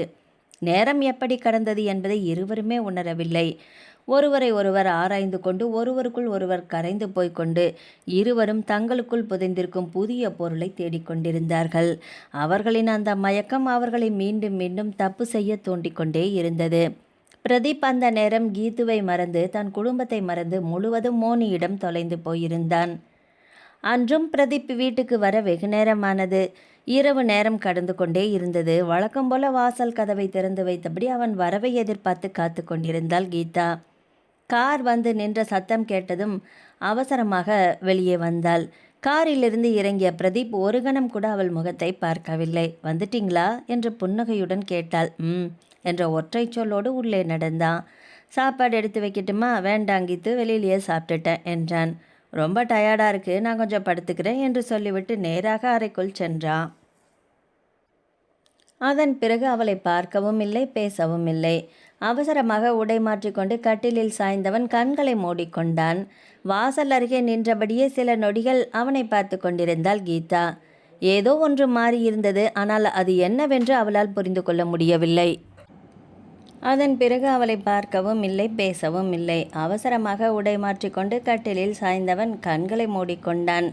வாசல் அருகே நின்றபடியே சில நொடிகள் அவனை பார்த்து கொண்டிருந்தாள் கீதா. ஏதோ ஒன்று மாறியிருந்தது. ஆனால் அது என்னவென்று அவளால் புரிந்து கொள்ளவே முடியவில்லை. முன்பெல்லாம் அலுவலகத்தில் என்ன நடந்தது என்று வீட்டிற்கு வந்தவுடன் அவனே சொல்ல ஆரம்பித்து விடுவான். இப்போது அவனிடம் பேசுவதற்கு கூட நேரம் கிடைப்பதே இல்லை. அவள் கேட்கும் கேள்விகளுக்கு கூட ஒற்றை வரி பதில் மட்டும்தான். அவன் சிரிப்பு குறைந்திருந்தது. அவளுடன் செலவிடும் நேரம் குறைந்திருந்தது. அவள் முகத்தை பார்த்து பேசுவதும் குறைந்து போயிருந்தது. எதற்காக? என்ன காரணம்? அவள் ஏதாவது தவறு செய்து விட்டாளா? அல்லது உண்மையாகவே அலுவலக வேலைகள் அவனை இவ்வளவு சோர்வடைய செய்கிறதா? எந்த கேள்விக்கும் அவளிடம் பதிலில்லை. அறைக்குள் சென்று அமைதியாக விளக்கை மங்கலாக்கினாள். பிரதீப் ஏற்கனவே தூங்குவது போல கண்களை மூடியிருந்தான். அவனை எழுப்பி எதையும் கேட்க அவளுக்கு மனம் வரவில்லை. கட்டிலின் மறுபுறம் அமைதியாக அமர்ந்தாள். அவள் மனதில் இருந்தது கோபமோ சந்தேகமோ அல்ல, புரியாத ஒரு வலி. அவன் அருகிலேயே இருந்தும் அவன் தன்னிடமிருந்து மெதுவாக விலகி கொண்டிருப்பதைப் போல ஒரு உணர்வு. அதற்கு காரணம் என்னவென்று அறியாமல் நீண்ட நேரம் அப்படியே அமைதியாக அமர்ந்திருந்தாள் கீதா. அடுத்த சில வாரங்களில் பிரதீப்பின் வாழ்க்கை 2 உலகங்களாக பிரிந்து போனது. ஒன்று அவன் குடும்பம், மற்றொன்று மோனிகா. அலுவலகத்துக்கு அருகில் புதிதாக ஒரு அடுக்குமாடி குடியிருப்பை வாங்கியிருந்தாள் மோனிகா. ஹோட்டலுக்கு போகிறதுக்கு பதிலாக வேலை முடிஞ்ச பிறகு கொஞ்ச நேரம் அமைதியாக இங்கே இருக்கலாம் என்று ஒரு நாள் சாதாரணமாக சொன்னால் முதலில் பிரதீப் சங்கடப்பட்டான் தான். ஆனால் அதை மறுக்கவும் இல்லை. ஒரு மாலை அவளுடன் அந்த வீட்டிற்கு சென்றான். அதற்கு பிறகு அது அரிதான நிகழ்வாக இல்லை, அடிக்கடி நடக்கும் நிகழ்வாகி போனது. வேலை முடிந்த பிறகு சில மணி நேரம் அங்கேயே இருந்துவிட்டு வீட்டிற்கு புறப்படுவது அவனது வழக்கமாக மாறிப்போனது. மாலை 7 மணிக்கு வீட்டுக்கு வந்துவிடும் பிரதீப் இப்போதெல்லாம் 9, 10, சில நேரங்களில் அதற்கும் பிறகுதான் வர ஆரம்பித்தான். ஒவ்வொரு முறையும் ஒரு புதிய காரணம் தயாராக இருந்தது. Auditing, customer meeting, supplier discussion, project review. Geetha அந்த காரணங்களை நம்பினாள். நம்பாமல் இருக்க அவளிடம் எந்த ஆதாரமும் இல்லையே. ஆனால் அவள் மிகவும் நேசித்த மனிதன் தன்னிடமிருந்து கொஞ்சம் கொஞ்சமாக விலகி கொண்டிருக்கிறான் என்ற உணர்வு மட்டும் தினமும் ஆழமடைந்தது. முன்பெல்லாம் வீட்டிற்கு வந்ததும் கீது, இன்னைக்கு ஆஃபீஸில் ஒரு செம்ம காமெடி நடந்துச்சு தெரியுமா என்று பேச ஆரம்பிப்பான். இப்போது அவனுடைய பேச்சு சில நிமிடங்களிலேயே முடிந்துவிடும். சாப்பிடும்போதும் அமைதி, படுக்கை அறையிலும் அமைதி. அலைபேசியை மட்டும் அடிக்கடி பார்த்து கொண்டே இருப்பான். அதில் ஒரு செய்தி வந்தாலே முகத்தில் தானாக ஒரு புன்னகை மலரும். அந்த புன்னகை தன்னை பார்த்து இல்லை என்பது தான் கீதாவுக்கு புரியாத வேதனையாக இருந்தது. என்னங்க, ஏதாவது பிரச்சனையா என்று ஒரு நாள் மெதுவாக கேட்டாள். ஒன்றுமில்லையே கீது, வேலை கொஞ்சம் ஜாஸ்தி, அதுதான் என்று சுருக்கமாக சொல்லிவிட்டு மீண்டும் அலைபேசியை பார்க்க ஆரம்பித்தான். அதற்கு மேல் அவள் எதையுமே கேட்கவில்லை. அவனுக்காக இரவு வரை காத்திருப்பது, அவன் சாப்பிடுவானோ என்று உணவை சூடாக வைத்திருப்பது, அவன் வந்த பிறகுதான் கதவை சாத்தி உறங்குவது, இவை எல்லாமே கீதாவின் அன்றாட வாழ்க்கையாகவே மாறிப்போனது. ஆனால் அந்த வாழ்க்கைக்குள் பிரதீப்பின் இருப்பு மட்டும் நாளுக்கு நாள் குறைந்து கொண்டே போனது. அதே நேரத்தில் மோனிகாவுடன் செலவழிக்கும் நேரம் அவனுக்கு பழக்கமாக மட்டுமில்லை, அவசியமாகவும் மாறிக்கொண்டே இருந்தது. எப்போது அவள் அழைப்பாள், எப்போது அவளை பார்ப்பான் என்ற எதிர்பார்ப்பிலேயே அவனுடைய நாட்கள் நகர ஆரம்பித்திருந்தன. நாட்கள் அமைதியாக கடந்தன. ஆனால் அந்த அமைதிக்குள் கீதாவின் வாழ்க்கை மட்டும் மெதுவாக மாறிக்கொண்டே இருந்தது. முன்பெல்லாம் இரவு எவ்வளவு தாமதமானாலும் வீட்டிற்கு வந்து அவளுடன் அமர்ந்து சாப்பிடுவான் பிரதீப். சாப்பிடும் நேரம்தான் இருவருமே நாள் முழுவதும் நடந்த விஷயங்களை பகிர்ந்து கொள்ளும் நேரம். அந்த வழக்கம் இப்போது முற்றிலுமாக மாறியிருந்தது. கிட்டத்தட்ட ஒவ்வொரு நாளும் கீது நான் வெளியில் சாப்பிட்டுட்டேன் என்ற ஒரே பதில்தான். உணவு மேஜையில் 2 பேருக்காக எடுத்து வைக்கும் பழக்கம் கூட கீதாவுக்கு மெல்ல மறைந்து போனது. அவன் வீட்டிற்கு வரும் நேரம் தெரியாததால் அவனுக்கான உணவை மட்டும் மூடி வைத்து விடுவாள். சில நேரங்களில் அதை திறக்கவே தேவையில்லாமல் போய்விடும். அவன் வெளியிலேயே சாப்பிட்டு விட்டு வந்து விடுவான். முதலில் அதை வேலை பலு என்று நினைத்தால், பிறகு ஆடிட்டிங் முடிந்துவிடும் என்று நினைத்தாள். ஆனால் வாரங்கள் கடந்தும் எதுவுமே மாறவில்லை. மாறாக பிரதீப் தன்னிடமிருந்து இன்னும் கொஞ்சம் கொஞ்சமாக விலகி கொண்டே போனான். இரவு வீட்டுக்கு வந்தாலும் 2 வார்த்தைகளுக்கு மேல் பேசுவதில்லை. அலைபேசியையே பார்த்து கொண்டிருப்பான். சில நேரங்களில் மெதுவாக சிரிப்பான். அந்த சிரிப்புக்கு காரணம் என்ன என்று கேட்க தோன்றும், ஆனால் கேட்க முடியாது. என்னங்க, ஏன் இப்படி மாறிட்டீங்க என்று பலமுறை கேட்க மனம் துடித்தது. ஆனால் அந்த கேள்வி ஒவ்வொரு முறையும் தொண்டைக்குள்ளேயே நின்றுவிடும். ஒருவேளை உண்மையாகவே அலுவலக பிரச்சனையாக இருந்தால் நான் தேவையில்லாமல் அவரை வருத்தப்படுத்தி விடுவேனோ என்று நினைத்து நினைத்து அமைதியாகி விடுவாள். அவனிடம் கோபப்படவும் முடியவில்லை, கேள்வி கேட்கவும் முடியவில்லை. அதே நேரத்தில் இந்த மாற்றத்தை ஏற்றுக்கொள்ளவும் முடியவில்லை. மனம் தினமும் கொஞ்சம் கொஞ்சமாக அழுத்தத்தை சுமக்க ஆரம்பித்தது. இரவு அவன் வருவதற்காக காத்திருப்பதும், வாசலில் கார் சத்தம் கேட்கிறதா என்று காது கொடுத்து இருப்பதும், அவன் சாப்பிட்டு விட்டேன் என்று சொல்லும் ஒவ்வொரு முறையும் ஏமாற்றத்தை மறைத்து புன்னகைப்பதும், இவை எல்லாமே அவளுடைய அன்றாட வாழ்க்கையின் ஒரு பகுதியாகவே மாறிவிட்டது. தனக்குள் என்ன நடக்கிறது என்பதையே புரிந்து கொள்ள முடியாமல் தவித்தாள் கீதா. அவளுடைய வாழ்க்கையில் ஏதோ ஒன்று உடைந்து கொண்டிருக்கிறது என்ற உணர்வு மட்டும் தெளிவாக தெரிந்தது அவளுக்கு. ஆனால் அது என்ன என்பதை மட்டும் அவளால் இன்னும் தெளிவாக கண்டுபிடிக்க முடியவில்லை.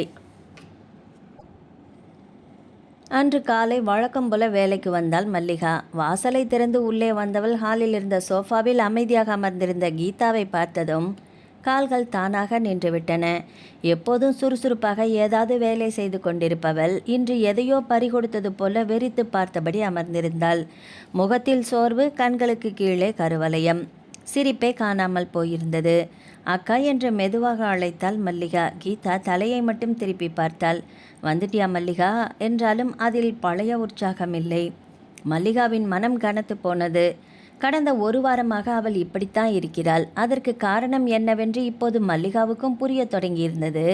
1 வாரத்துக்கு முன்பு இரவு வேலை முடிந்துவிட்டு வீட்டிற்கு வந்திருந்தான் அவளது கணவன் கணேசன்.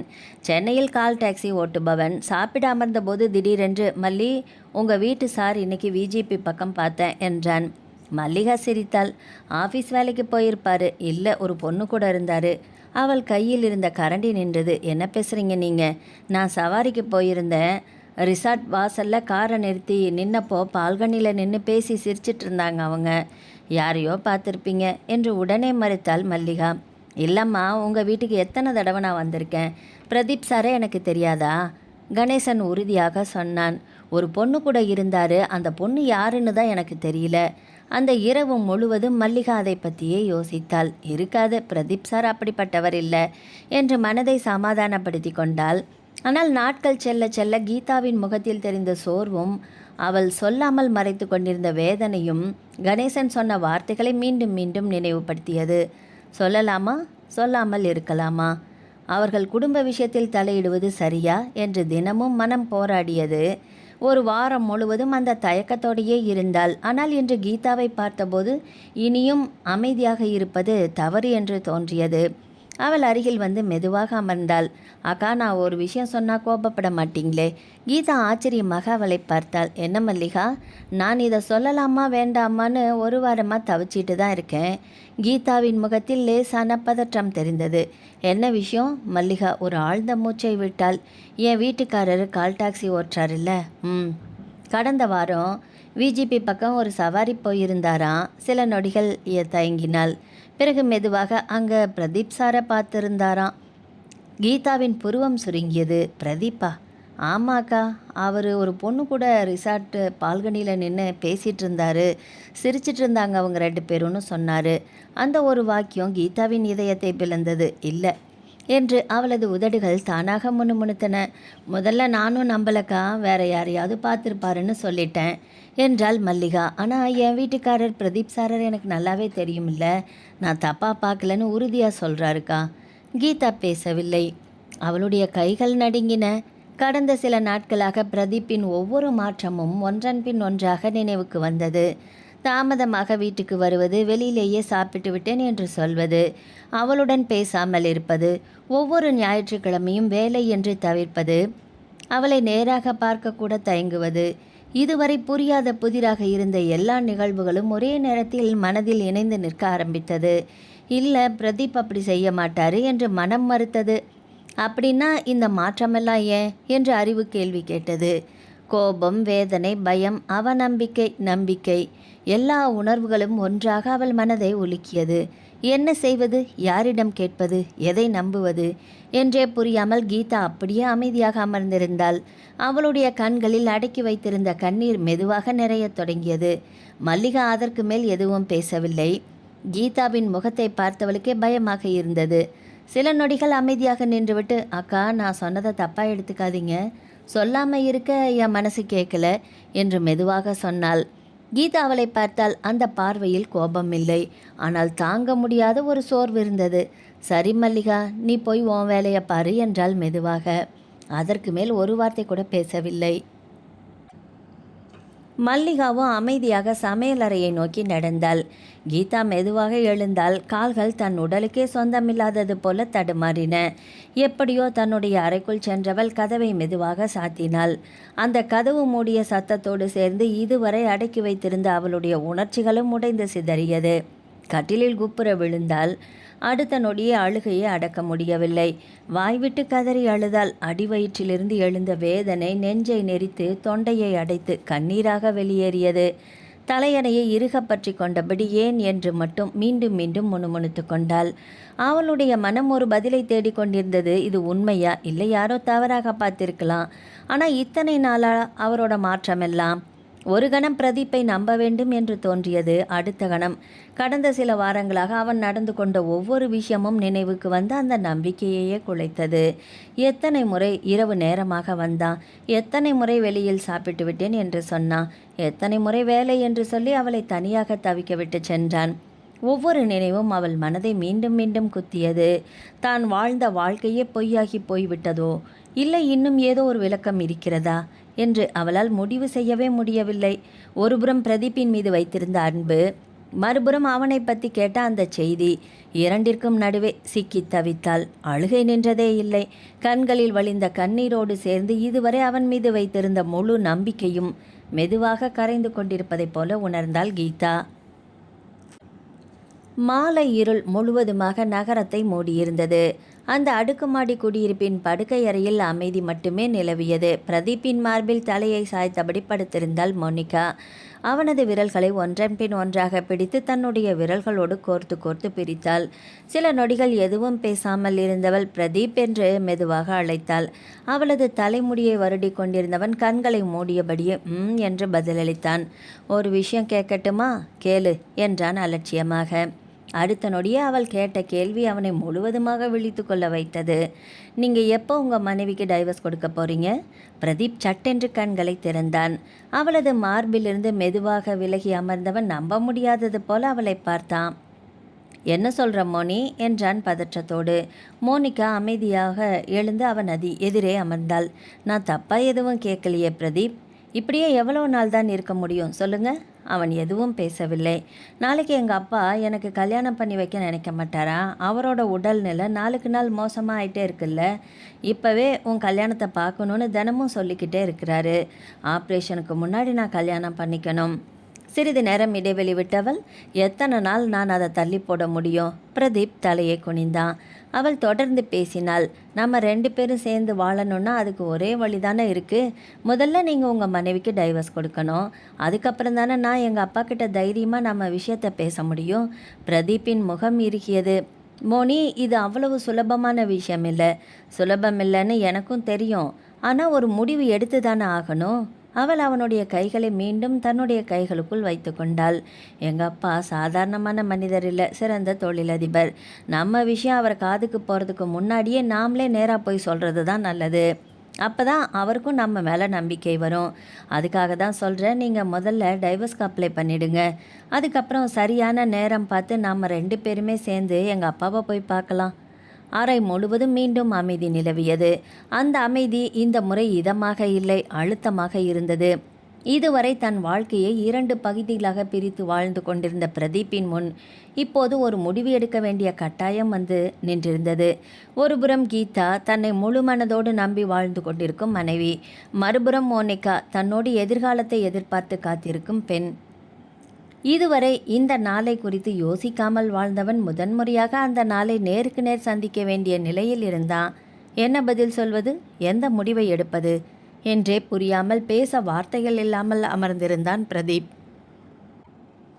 பிரதீப் பேசாமல் அமர்ந்திருப்பதை பார்த்த மோனிகாவின் முகத்தில் குழப்பம் படர்ந்தது. என்ன பிரதீப், இப்படி அதிர்ச்சியாகி போய் உட்கார்ந்துட்டீங்க என்று மெதுவாக கேட்டவள் அவன் முகத்தை உற்று பார்த்தாள். சில நொடிகள் அவன் பதில் சொல்லாததால், ஒருவேளை நீங்க என்ன உண்மையாவே காதலிக்கலையா என்ற சந்தேகம் அவளது குரலில் வெளிப்பட்டது.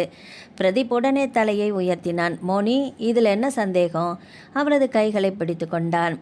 நான் உன்னை உண்மையாகவே நேசிக்கிறேன், அதில் எந்த மாற்றமும் இல்லை என்று உறுதியாக சொன்னான். அந்த வார்த்தைகள் மோனிகாவுக்கு சிறு நம்பிக்கையை கொடுத்தது, நிம்மதியை கொடுத்தது. அப்படின்னா எதுக்கு இந்த தயக்கம்? சீக்கிரமாக டைவர்ஸ்க்கு ஏற்பாடு பண்ணுங்க என்றாள் அவள் நேராக. பிரதீப் ஒரு பெருமூச்சு விட்டான். அதுதான் முடியலையே மோனி. ஏன் முடியாது?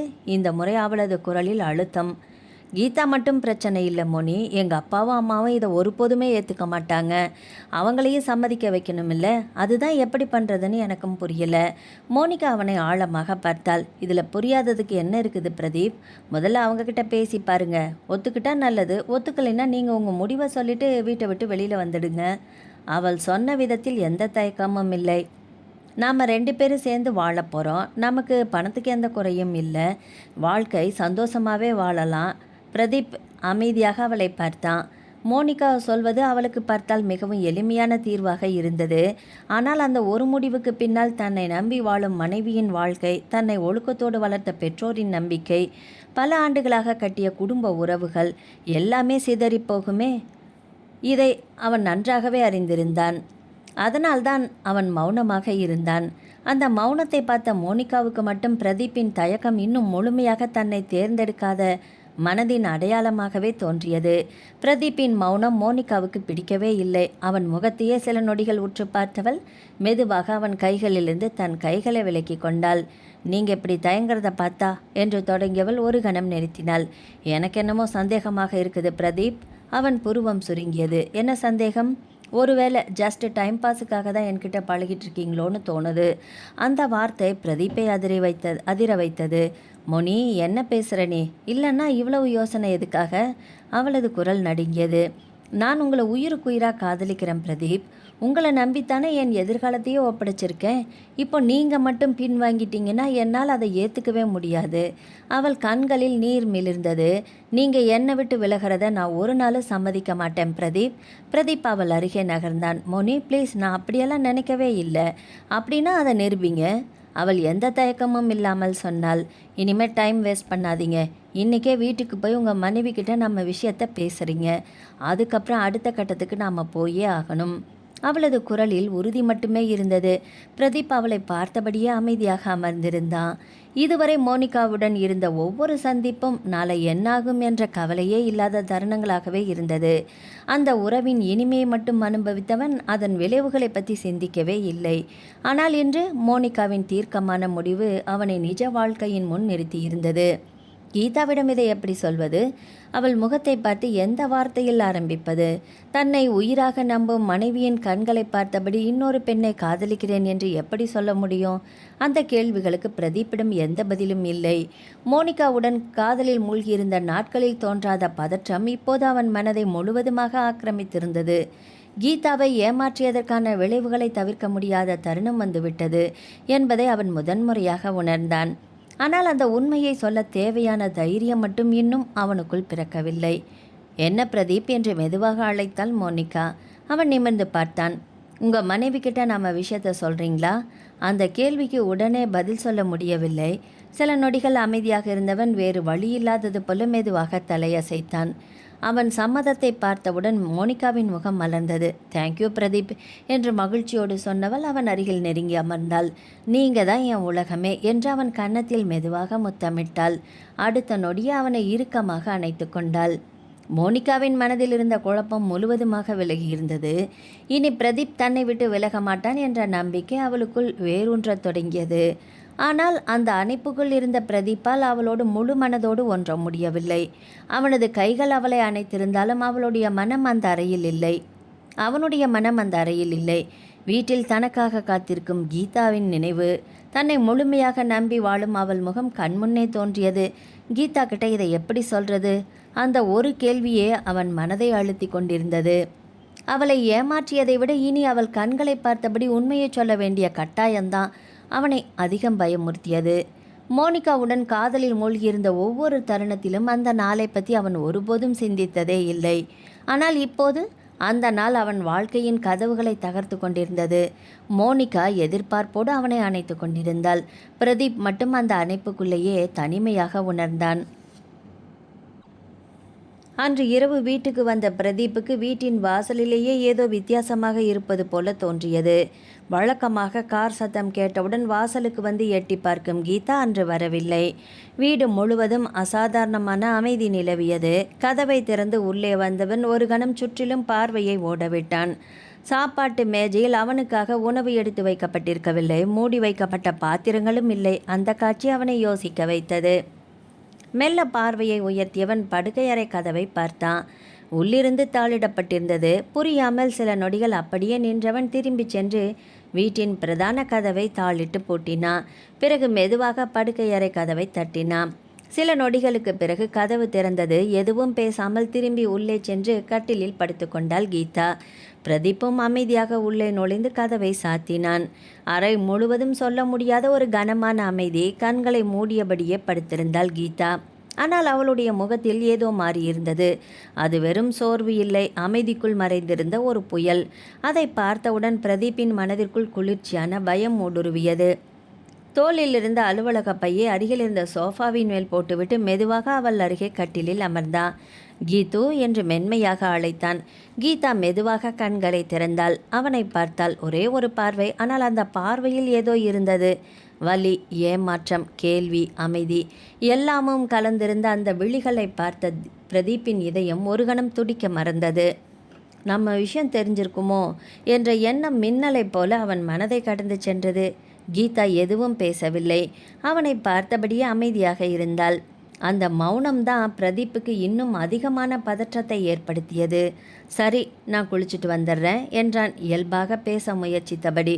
ரொம்ப டயர்டாக இருக்கியா? நீ தூங்கு என்று சொல்லிவிட்டு அவள் பதிலுக்கு காத்திருக்காமல் குளியல் அறைக்குள் சென்று கதவை சாத்தி கொண்டான். குளியல் அறைக்குள் நின்றிருந்தாலும் அவன் மனம் மட்டும் அங்கே இல்லை.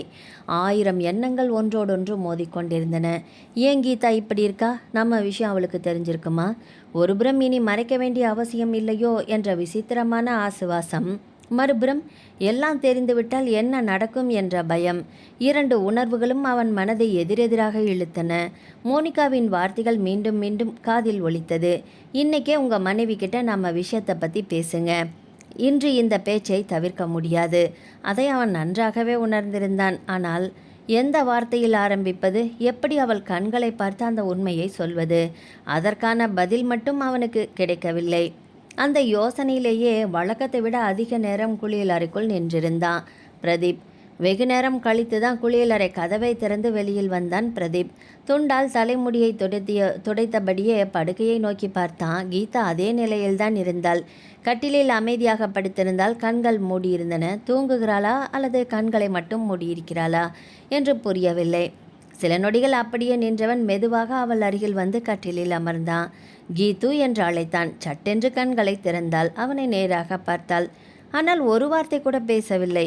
அந்த மௌனம் பிரதீப்பின் பதற்றத்தை இன்னும் அதிகப்படுத்தியது. குரலை சரி செய்து கொண்டு, கீது, உன்கிட்ட ஒரு விஷயம் பேசணும் என்றான். கீதா மெதுவாக எழுந்து அமர்ந்தாள். கட்டிலின் தலைமாட்டில் முதுகை சாய்த்து கொண்டு இரு கைகளையும் மடியில் வைத்தபடி அவனை நேராக பார்த்தாள். அந்த பார்வையே சொல்லுங்க என்று அமைதியாக கூறியது. வாயால் மட்டும் அவள் எதுவுமே பேசவில்லை. அவளுடைய அமைதியே பிரதீப்பின் உள்ளத்தை நடுங்க வைத்தது. வழக்கமாக இருந்திருந்தால் அவள் ஏதாவது கேட்டிருப்பாள், கோபப்பட்டிருப்பாள், அழுதிருப்பாள். ஆனால் இப்போது அவள் வெறுமனே பார்த்து கொண்டிருந்தாள்.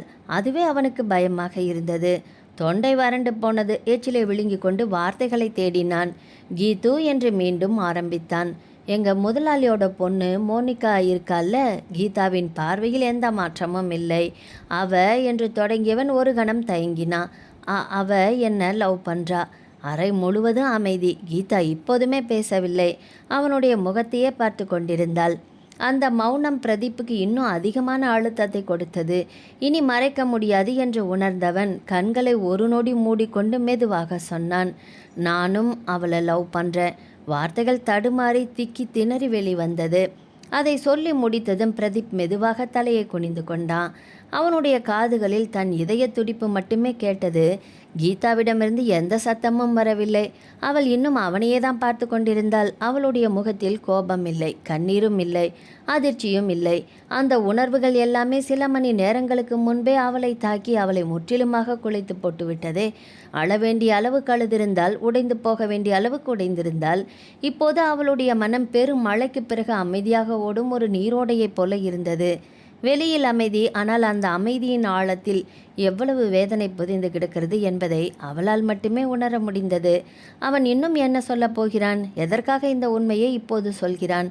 அதையெல்லாம் முழுமையாக கேட்டு முடித்த பிறகே பேச வேண்டும் என்று முடிவு செய்திருந்தாள் கீதா. அதனால்தான் அவள் அமைதியாக அவன் முகத்தையே பார்த்து கொண்டிருந்தாள். கீதாவிடமிருந்து எந்த பதிலும் வரவில்லை. கோபமும் இல்லை, அழுகையும் இல்லை, ஏன் ஒரு பெருமூச்சு கூட இல்லை. அவள் அமைதியாக அவனையே பார்த்து கொண்டிருந்தாள். அந்த அமைதி பிரதீப்பை முற்றிலும் நிலைகுலைய வைத்தது. அவன் எதிர்பார்த்தது வேறு. அவள் கதறி அழுவாள் என்று நினைத்தான். கேள்வி மேல் கேள்வி கேட்பாள் என்று நினைத்தான். கோபத்தில் தன்னை கண்டபடி பேசுவாள் என்று நினைத்தான். ஆனால் அவள் எதுவுமே செய்யவில்லை. அந்த மௌனம்தான் அவன் மனதை அதிகமாக பயமுறுத்தியது. கீது என்று மீண்டும் மெதுவாக அழைத்தான்.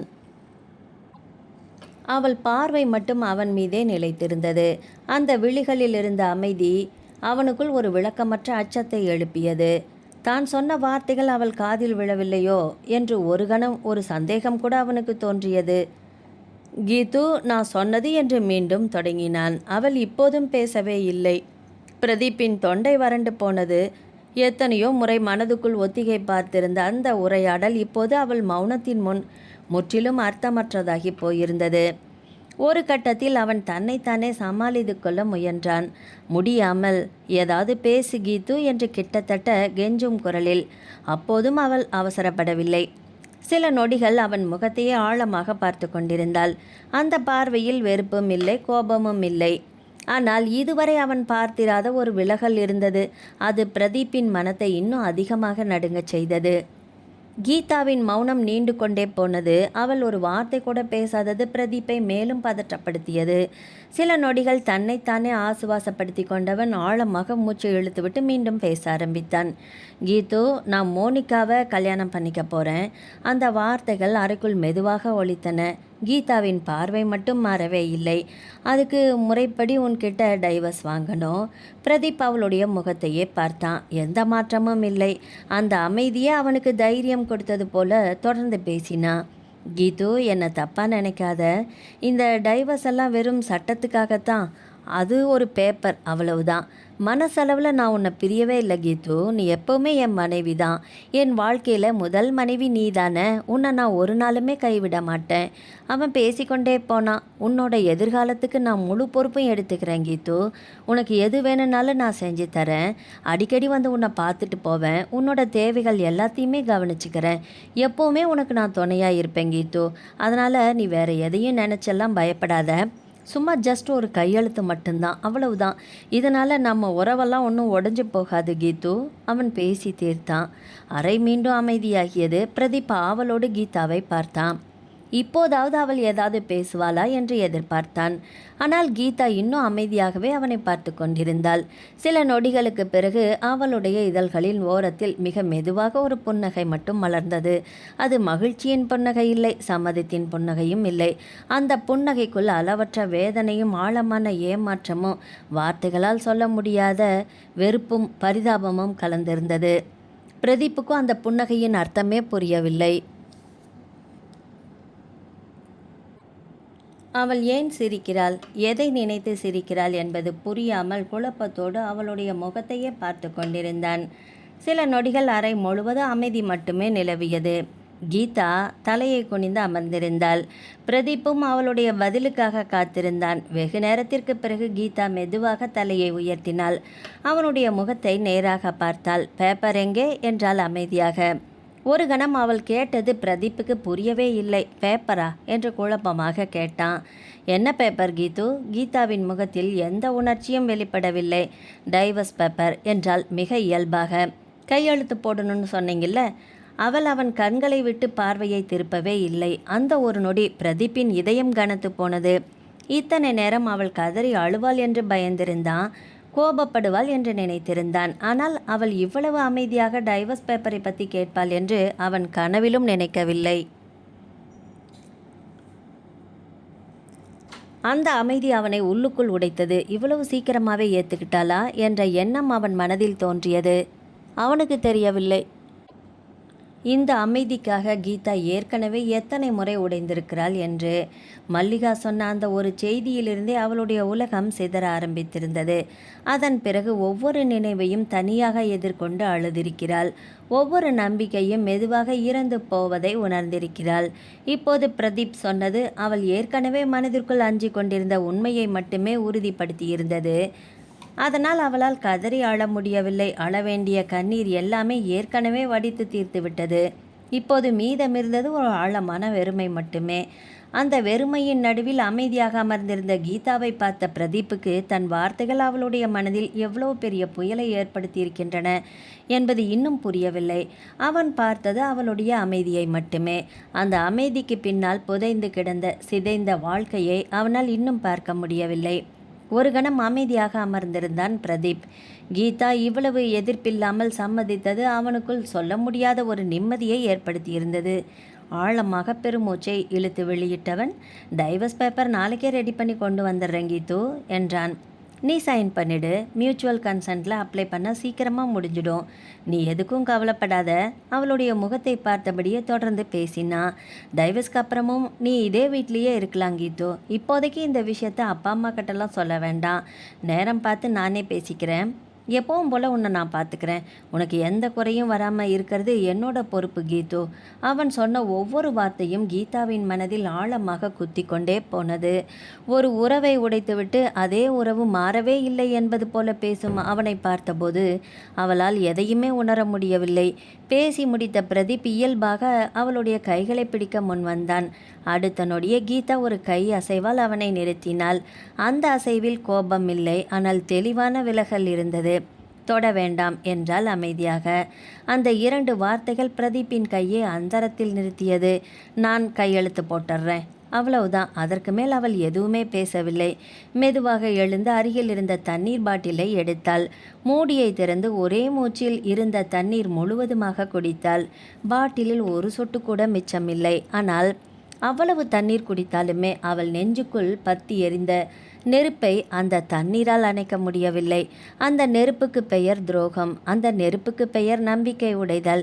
தன்னெதிரே ஒருத்தி உள்ளுக்குள் சிதறி கொண்டிருக்கிறாள் என்பதை கூட உணராமல் எல்லாவற்றுக்கும் திட்டம் போடுவது போல அடுத்த கட்டத்தை பற்றியும் அமைதியாக பேசி கொண்டிருக்கும் கணவனை பார்த்தாள்.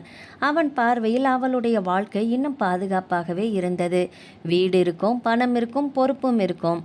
அதனால் அவளுக்கு எதுவும் குறையாது என்று அவன் நம்பிக்கொண்டிருந்தான். ஆனால் ஒரு பெண்ணின் வாழ்க்கை என்பது வீடும் பணமும் மட்டுமல்ல என்பதை அவன் மறந்து விட்டிருந்தான். இனி அவனை நினைத்து வருந்துவதில் என்ன பயன்? தன் வாழ்க்கையை பற்றிய முடிவை தன்னிடம் கேட்காமல் வேறொருவரோடு சேர்ந்து எடுத்துவிட்ட மனிதனிடம் இனி என்ன எதிர்பார்க்க முடியும்? அந்த எண்ணம் தோன்றிய போது கீதாவின் மனம் இன்னும் கொஞ்சம் அமைதியடைந்தது. அந்த அமைதி சமாதானத்தின் அமைதி அல்ல, எல்லாவற்றையும் இழந்த பிறகு மனம் அடையும் வெறுமையின் அமைதி. அதற்கு மேல் ஒரு வார்த்தை கூட பேசாமல் கீதா திரும்பி நடந்தாள். அவள் நடந்த ஒவ்வொரு அடியும் மெதுவாக இருந்தது. ஆனால் அந்த அடிகளுக்குள் அவளுடைய வாழ்நாள் முழுவதும் சுமந்து வந்த நம்பிக்கை சிதறிய சத்தம் மட்டும் அவளுக்கு கேட்டுக்கொண்டே இருந்தது. படுக்கை அறையை விட்டு வெளியில் வந்தவள் எதிரே இருந்த விருந்தினர் அறையின் கதவை திறந்தாள். உள்ளே நுழைந்ததும் கதவை மெதுவாக மூடி தாழ்பால் போட்டுக்கொண்டாள். அந்த சிறிய சத்தமே ஒரு வாழ்க்கையின் கதவு மூடப்பட்ட சத்தமாக அவளுக்கு தோன்றியது. மெதுவாக வந்து கட்டிலில் படுத்துக்கொண்டாள். கைகளை நெஞ்சின் மீது கட்டிக்கொண்டு மேற்கூரையே வெறித்து பார்த்தபடி அசைவில்லாமல் கிடந்தாள். அவளுடைய கண்கள் திறந்தே இருந்தன. ஆனால் அவள் எதையுமே பார்க்கவில்லை. சில நொடிகள் அவளுடைய கண்களின் ஓரத்தில் கண்ணீர் மெல்ல திரண்டது. அதை தடுக்க அவள் முயற்சிக்கவே இல்லை. அமைதியாக அந்த கண்ணீர் கன்னத்தின் வழியாக வழிந்து தலையணையில் கரைந்தது. அறைக்குள் எந்த சத்தமும் இல்லை. ஆனால் அவளுடைய மனதுக்குள் 1000 குரல்கள் ஒரே நேரத்தில் எழுந்து அடங்கிக் கொண்டிருந்தன. ஒவ்வொரு நினைவும் வந்து அவளை துளைத்துச் சென்றது. திருமணமான முதல் நாள், பிரதீப்பின் முதல் புன்னகை, அவன் கைப்பிடித்து நடந்த அந்த மாலை, எந்த சூழ்நிலையிலும் உன்னை விட்டு போக மாட்டேன் என்று அவன் சொன்ன வார்த்தைகள், ஒன்றன் பின் ஒன்றாக நினைவுகள் வந்து நெஞ்சை நொறுக்கியது. எங்கே தவறு நடந்தது? எப்போது அவன் என்னை விட்டு விலக ஆரம்பித்தான்? என்னுடைய காதலில் என்ன குறை இருந்தது? என் வாழ்க்கையே இப்படி எதனால் மாறிப்போனது? பதில் சொல்ல யாரும் இல்லை. காதலித்த கணவனை முழு மனதுடன் நம்பியதுதான் தன்னுடைய தவறா என்ற கேள்வி கூட ஒரு கணம் அவள் மனதில் தோன்றி மறைந்தது. யார் மீதும் அவளுக்கு கோபம் வரவில்லை. தன் மீதும் இல்லை, மோனிகா மீதும் இல்லை, பிரதீப்பின் மீது கூட அந்த நொடியில் கோபம் வரவில்லை. மிஞ்சி இருந்தது ஒரு ஆழமான ஏக்கம் மட்டுமே. உயிருக்குயிராக நேசித்த மனிதனின் காதல் ஏன் பொய்த்து போனது என்று புரியாத ஏக்கம். அந்த ஏக்கம் மெதுவாக அவளுடைய நெஞ்சுக்குள் வேரூன்றி கொண்டிருக்க வெளியே இரவு இன்னும் ஆழமாகிக் கொண்டே இருந்தது. கண்ணீரை துடைத்து கொள்ள தெரியாமல் கீதா மேற்கூரையே வெறித்து பார்த்தபடி படுத்திருந்தாள். இப்போது அவள் மனதில் இன்னொரு கேள்வி பெரிதாக எழுந்து நின்றது. இனி என்ன செய்ய போகிறேன்? அந்த ஒரு கேள்விக்கு பதில் மட்டும் அவளிடம் இல்லை. இந்த வீட்டை விட்டு வெளியேற வேண்டிய நாள் வந்துவிட்டது. அதன் பிறகு நான் எங்கே போவேன்? பெற்றோர் வீட்டிற்கா? அந்த எண்ணமே அவளுடைய நெஞ்சை இருக்கச் செய்தது. ராமநாதனும் ஜானகியும் அவளுடைய உலகம். ஒரே மகள். அவளுடைய வாழ்க்கை சந்தோஷமாக இருக்க வேண்டும் என்பதற்காக எத்தனையோ கனவு கோட்டைகளை கட்டியவர்கள். அவர்களிடம் போய் என் வாழ்க்கை உடைந்து போய்விட்டது என்று சொல்லும் தைரியம் அவளுக்கு வரவில்லை. அந்த செய்தியை கேட்ட பிறகு அவர்கள் உயிரோடு வாழ்வார்களா? மகளின் கண்ணீரை தினமும் பார்த்து கொண்டே தங்களை தாங்களே குற்றம் சொல்லிக்கொண்டு மெதுவாக கரைந்து போவார்கள். அந்த வேதனையை அவர்களுக்கு கொடுக்க அவளுடைய மனம் சம்மதிக்கவில்லை. அதே நேரத்தில் பிரதீப்பின் பெற்றோருக்கும் உண்மை தெரிய வேண்டாமா? சபேசனும் மீனாட்சியும் அவளை மருமகளாக அல்ல, மகளாகத்தானே பார்த்திருந்தார்கள். அவர்களிடம் இந்த உண்மையை மறைத்துவிட வேண்டுமா? ஏன் மறைக்க வேண்டும்? தவறு செய்தவன் பிரதீப். முடிவு எடுத்தவனும் அவன்தான். தன்னுடைய வாழ்க்கையை பற்றிய தீர்ப்பை தன்னிடம் ஒரு வார்த்தை கூட கேட்காமல் அவனே முடிவு செய்து விட்டான். இப்போது அந்த முடிவின் விளைவுகளையும் அவனே தீர்மானிக்கிறான். அப்பா அம்மா கிட்ட இப்போதைக்கு சொல்ல வேண்டாமா என்று சொல்லிவிட்டான். அவனுடைய வார்த்தைகளில் கூட அவளுடைய விருப்பத்துக்கு இடமே இல்லையா? நான் இந்த வாழ்க்கையில் ஒரு பங்கு தானே, என்னுடைய கருத்துக்கு எந்த மதிப்பும் இல்லையா என்று மனம் கேள்வி எழுப்பியது. தன்னுடைய வாழ்க்கையை உடைத்து சிதறடித்துவிட்டு அதன் இடிபாடுகளின் மீது இன்னொரு காதலின் மாளிகையை கட்ட தயாராகி கொண்டிருக்கிறான் பிரதீப். அந்த மாளிகை எவ்வளவு உயரமாக இருந்தாலும் அதன் அடித்தளம் ஒருவரின் கண்ணீரால் நனைந்தது என்பதை அவன் மறந்துவிட்டான். கண்ணீரால் நனைந்த அடித்தளத்தின் மீது எழும் கோட்டை எத்தனை நாள் நிலைத்து நிற்கும் என்ற கேள்வி கீதாவின் மனதில் மெல்ல எழுந்தது. ஆனால் அந்த கேள்விக்கான பதில் காலம்தானே சொல்ல வேண்டும். அடுத்த நாள் காலை பிரதீப் சொன்னபடியே விவாகரத்து மனு தயாராகி வந்தது. அதை கீதாவின் முன் நீட்டிய போது அவன் மனம் ஏனோ அமைதியாக இல்லை. கீது என்று ஏதோ சொல்லத் தொடங்கினா. ஆனால் கீதா அவன் முகத்தை பார்க்கவில்லை. அந்த ஆவணத்தை அமைதியாக வாங்கி புரட்டி பார்த்தாள். ஒவ்வொரு பக்கத்தையும் மெதுவாக திருப்பினாள். இறுதியாக கையெழுத்திட வேண்டிய இடத்தில் பேனாவை வைத்தாள். ஒரு கணம் கூட தயங்கவில்லை. தன்னுடைய பெயரை தெளிவாக எழுதிவிட்டு பேனாவை மூடி மேஜையின் மீது வைத்தாள். நன்றி என்றோ ஏன் இப்படி செய்தீங்க என்றோ எதுவுமே கேட்கவில்லை. அவளுடைய மௌனமே அந்த கையெழுத்தை விட அதிகமாக பேசிக்கொண்டிருந்தது. அதன் பிறகு மெதுவாக அறைக்குள் சென்றால் அலமாரியை திறந்து தன்னுடைய ஆடைகளையும் தேவையான பொருட்களையும் ஒன்றன் பின் ஒன்றாக பெட்டியில் அடுக்க ஆரம்பித்தாள். அப்போதுதான் பிரதீப் அதிர்ச்சியடைந்தான். கீது, என்ன பண்ற என்று அவசரமாக கேட்டான். அவள் பதிலேதும் சொல்லவில்லை. அமைதியாக தன் வேலைகளை தொடர்ந்தாள். சில நிமிடங்களில் பெட்டி மூடப்பட்டது. அதை எடுத்துக்கொண்டு வெளியில் வந்தாள். கீது, எங்க கிளம்புற? இந்த முறை அவன் குரலில் பதற்றம் இருந்தது. அம்மா வீட்டுக்கு, அவ்வளவுதான். அந்த 2 வார்த்தைகள் தான் அவள் அவனிடம் பேசிய கடைசி வார்த்தைகளாக இருந்தது. வேண்டாங் கீது, எங்கேயும் போகாத. நான் சொன்னேன்ல, நீ இதே வீட்லேயே இருக்கலாம். எல்லாத்தையுமே நான் பார்த்துக்கிறேன் கீது. அவன் அவளுடைய வழியை மறித்தான். கீதா மெதுவாக ஒரு கை அசைவால் அவனை விலகச் சொன்னாள். அந்த அசைவில் கோபமில்லை, ஆனால் மீண்டும் திரும்பி பார்க்க போவதில்லை என்ற உறுதி மட்டும் இருந்தது. அவன் இன்னும் ஏதோ சொல்ல முயன்றான். கீது ப்ளீஸ். அவள் கைபேசியை எடுத்து ஒரு வாடகை காரை முன்பதிவு செய்தாள். சில நிமிடங்களில் கார் வந்துவிட்டதாக தகவல் வந்தது. பெட்டியை எடுத்துக்கொண்டு வாசலை நோக்கி நடந்தாள். பிரதீப் பின்னாலேயே வந்தான். கீது ப்ளீஸ் போகாத கீது, கிட்டத்தட்ட கெஞ்சினான். ஆனால் அவள் திரும்பியும் பார்க்கவில்லை. வாசலை கடந்தாள். காரில் ஏறினாள். ஒரு நொடி கூட அந்த வீட்டை திரும்பி பார்க்காமல் கதவை மூடினாள். கார் மெதுவாக நகர்ந்தது. அதன் கண்களிலிருந்து மறையும் வரை பிரதீப் அங்கேயே நின்று கொண்டிருந்தான். அந்த நொடிதான் தான் என்ன இழந்திருக்கிறோம் என்பது அவனுக்கு புரிய ஆரம்பித்தது. கீதா சண்டை போட்டிருந்தால், கதறி அழுதிருந்தாள், கோபத்தில் கத்தியிருந்தாள். அவளை எப்படியோ சமாளித்திருப்பானோ என்னவோ. அவளுடைய வலியை ஒரு கட்டத்தில் கடந்து சென்றிருப்பான். ஆனால் அவளுடைய மௌனம், அவளுடைய விலகல், ஒரு வார்த்தை கூட பேசாமல் அவன் வாழ்க்கையிலிருந்து வெளியேறிய அந்த முடிவு அவனுடைய மனதில் நெருஞ்சி முள்ளாக குத்தியது. காதல் என்ற பெயரில் எடுத்த முடிவு இன்னொருவரின் வாழ்க்கையை மட்டுமல்ல, தன்னுடைய மன அமைதியையும் மெதுவாக பறித்து கொண்டிருப்பதை அப்போதுதான் பிரதீப் உணர்ந்தான். ஒரு கையெழுத்தை பெற்றுவிட்டால் எல்லாமே பழையபடி தொடரும் என்று அவன் நினைத்திருந்தான். ஆனால் வாழ்க்கை ஒரு ஒப்பந்தம் இல்லை. நம்பிக்கை உடைந்த இடத்தில் உறவுகள் பழைய வடிவில் மீண்டும் நிற்பதில்லை. அந்த உண்மையை மிகவும் தாமதமாக புரிந்து கொள்ள ஆரம்பித்திருந்தான் பிரதீப். நண்பர்களே, இந்த நாவலின் கதாநாயகி எடுத்த முடிவு என்னுடைய முடிவல்ல. இது ஒரு உண்மை கதையை தழுவி எழுதிய நாவல். அதனால் இந்த முடிவை மாற்றும் அதிகாரம் எனக்கு இல்லை, மன்னிக்கவும். நாவல் முடிவடைந்தது. ஆதரவளித்த அனைத்து உள்ளங்களுக்கும் நன்றி. மீண்டும் அடுத்த ஒரு நாவல் பதிவில் சந்திக்கலாம். வணக்கம்.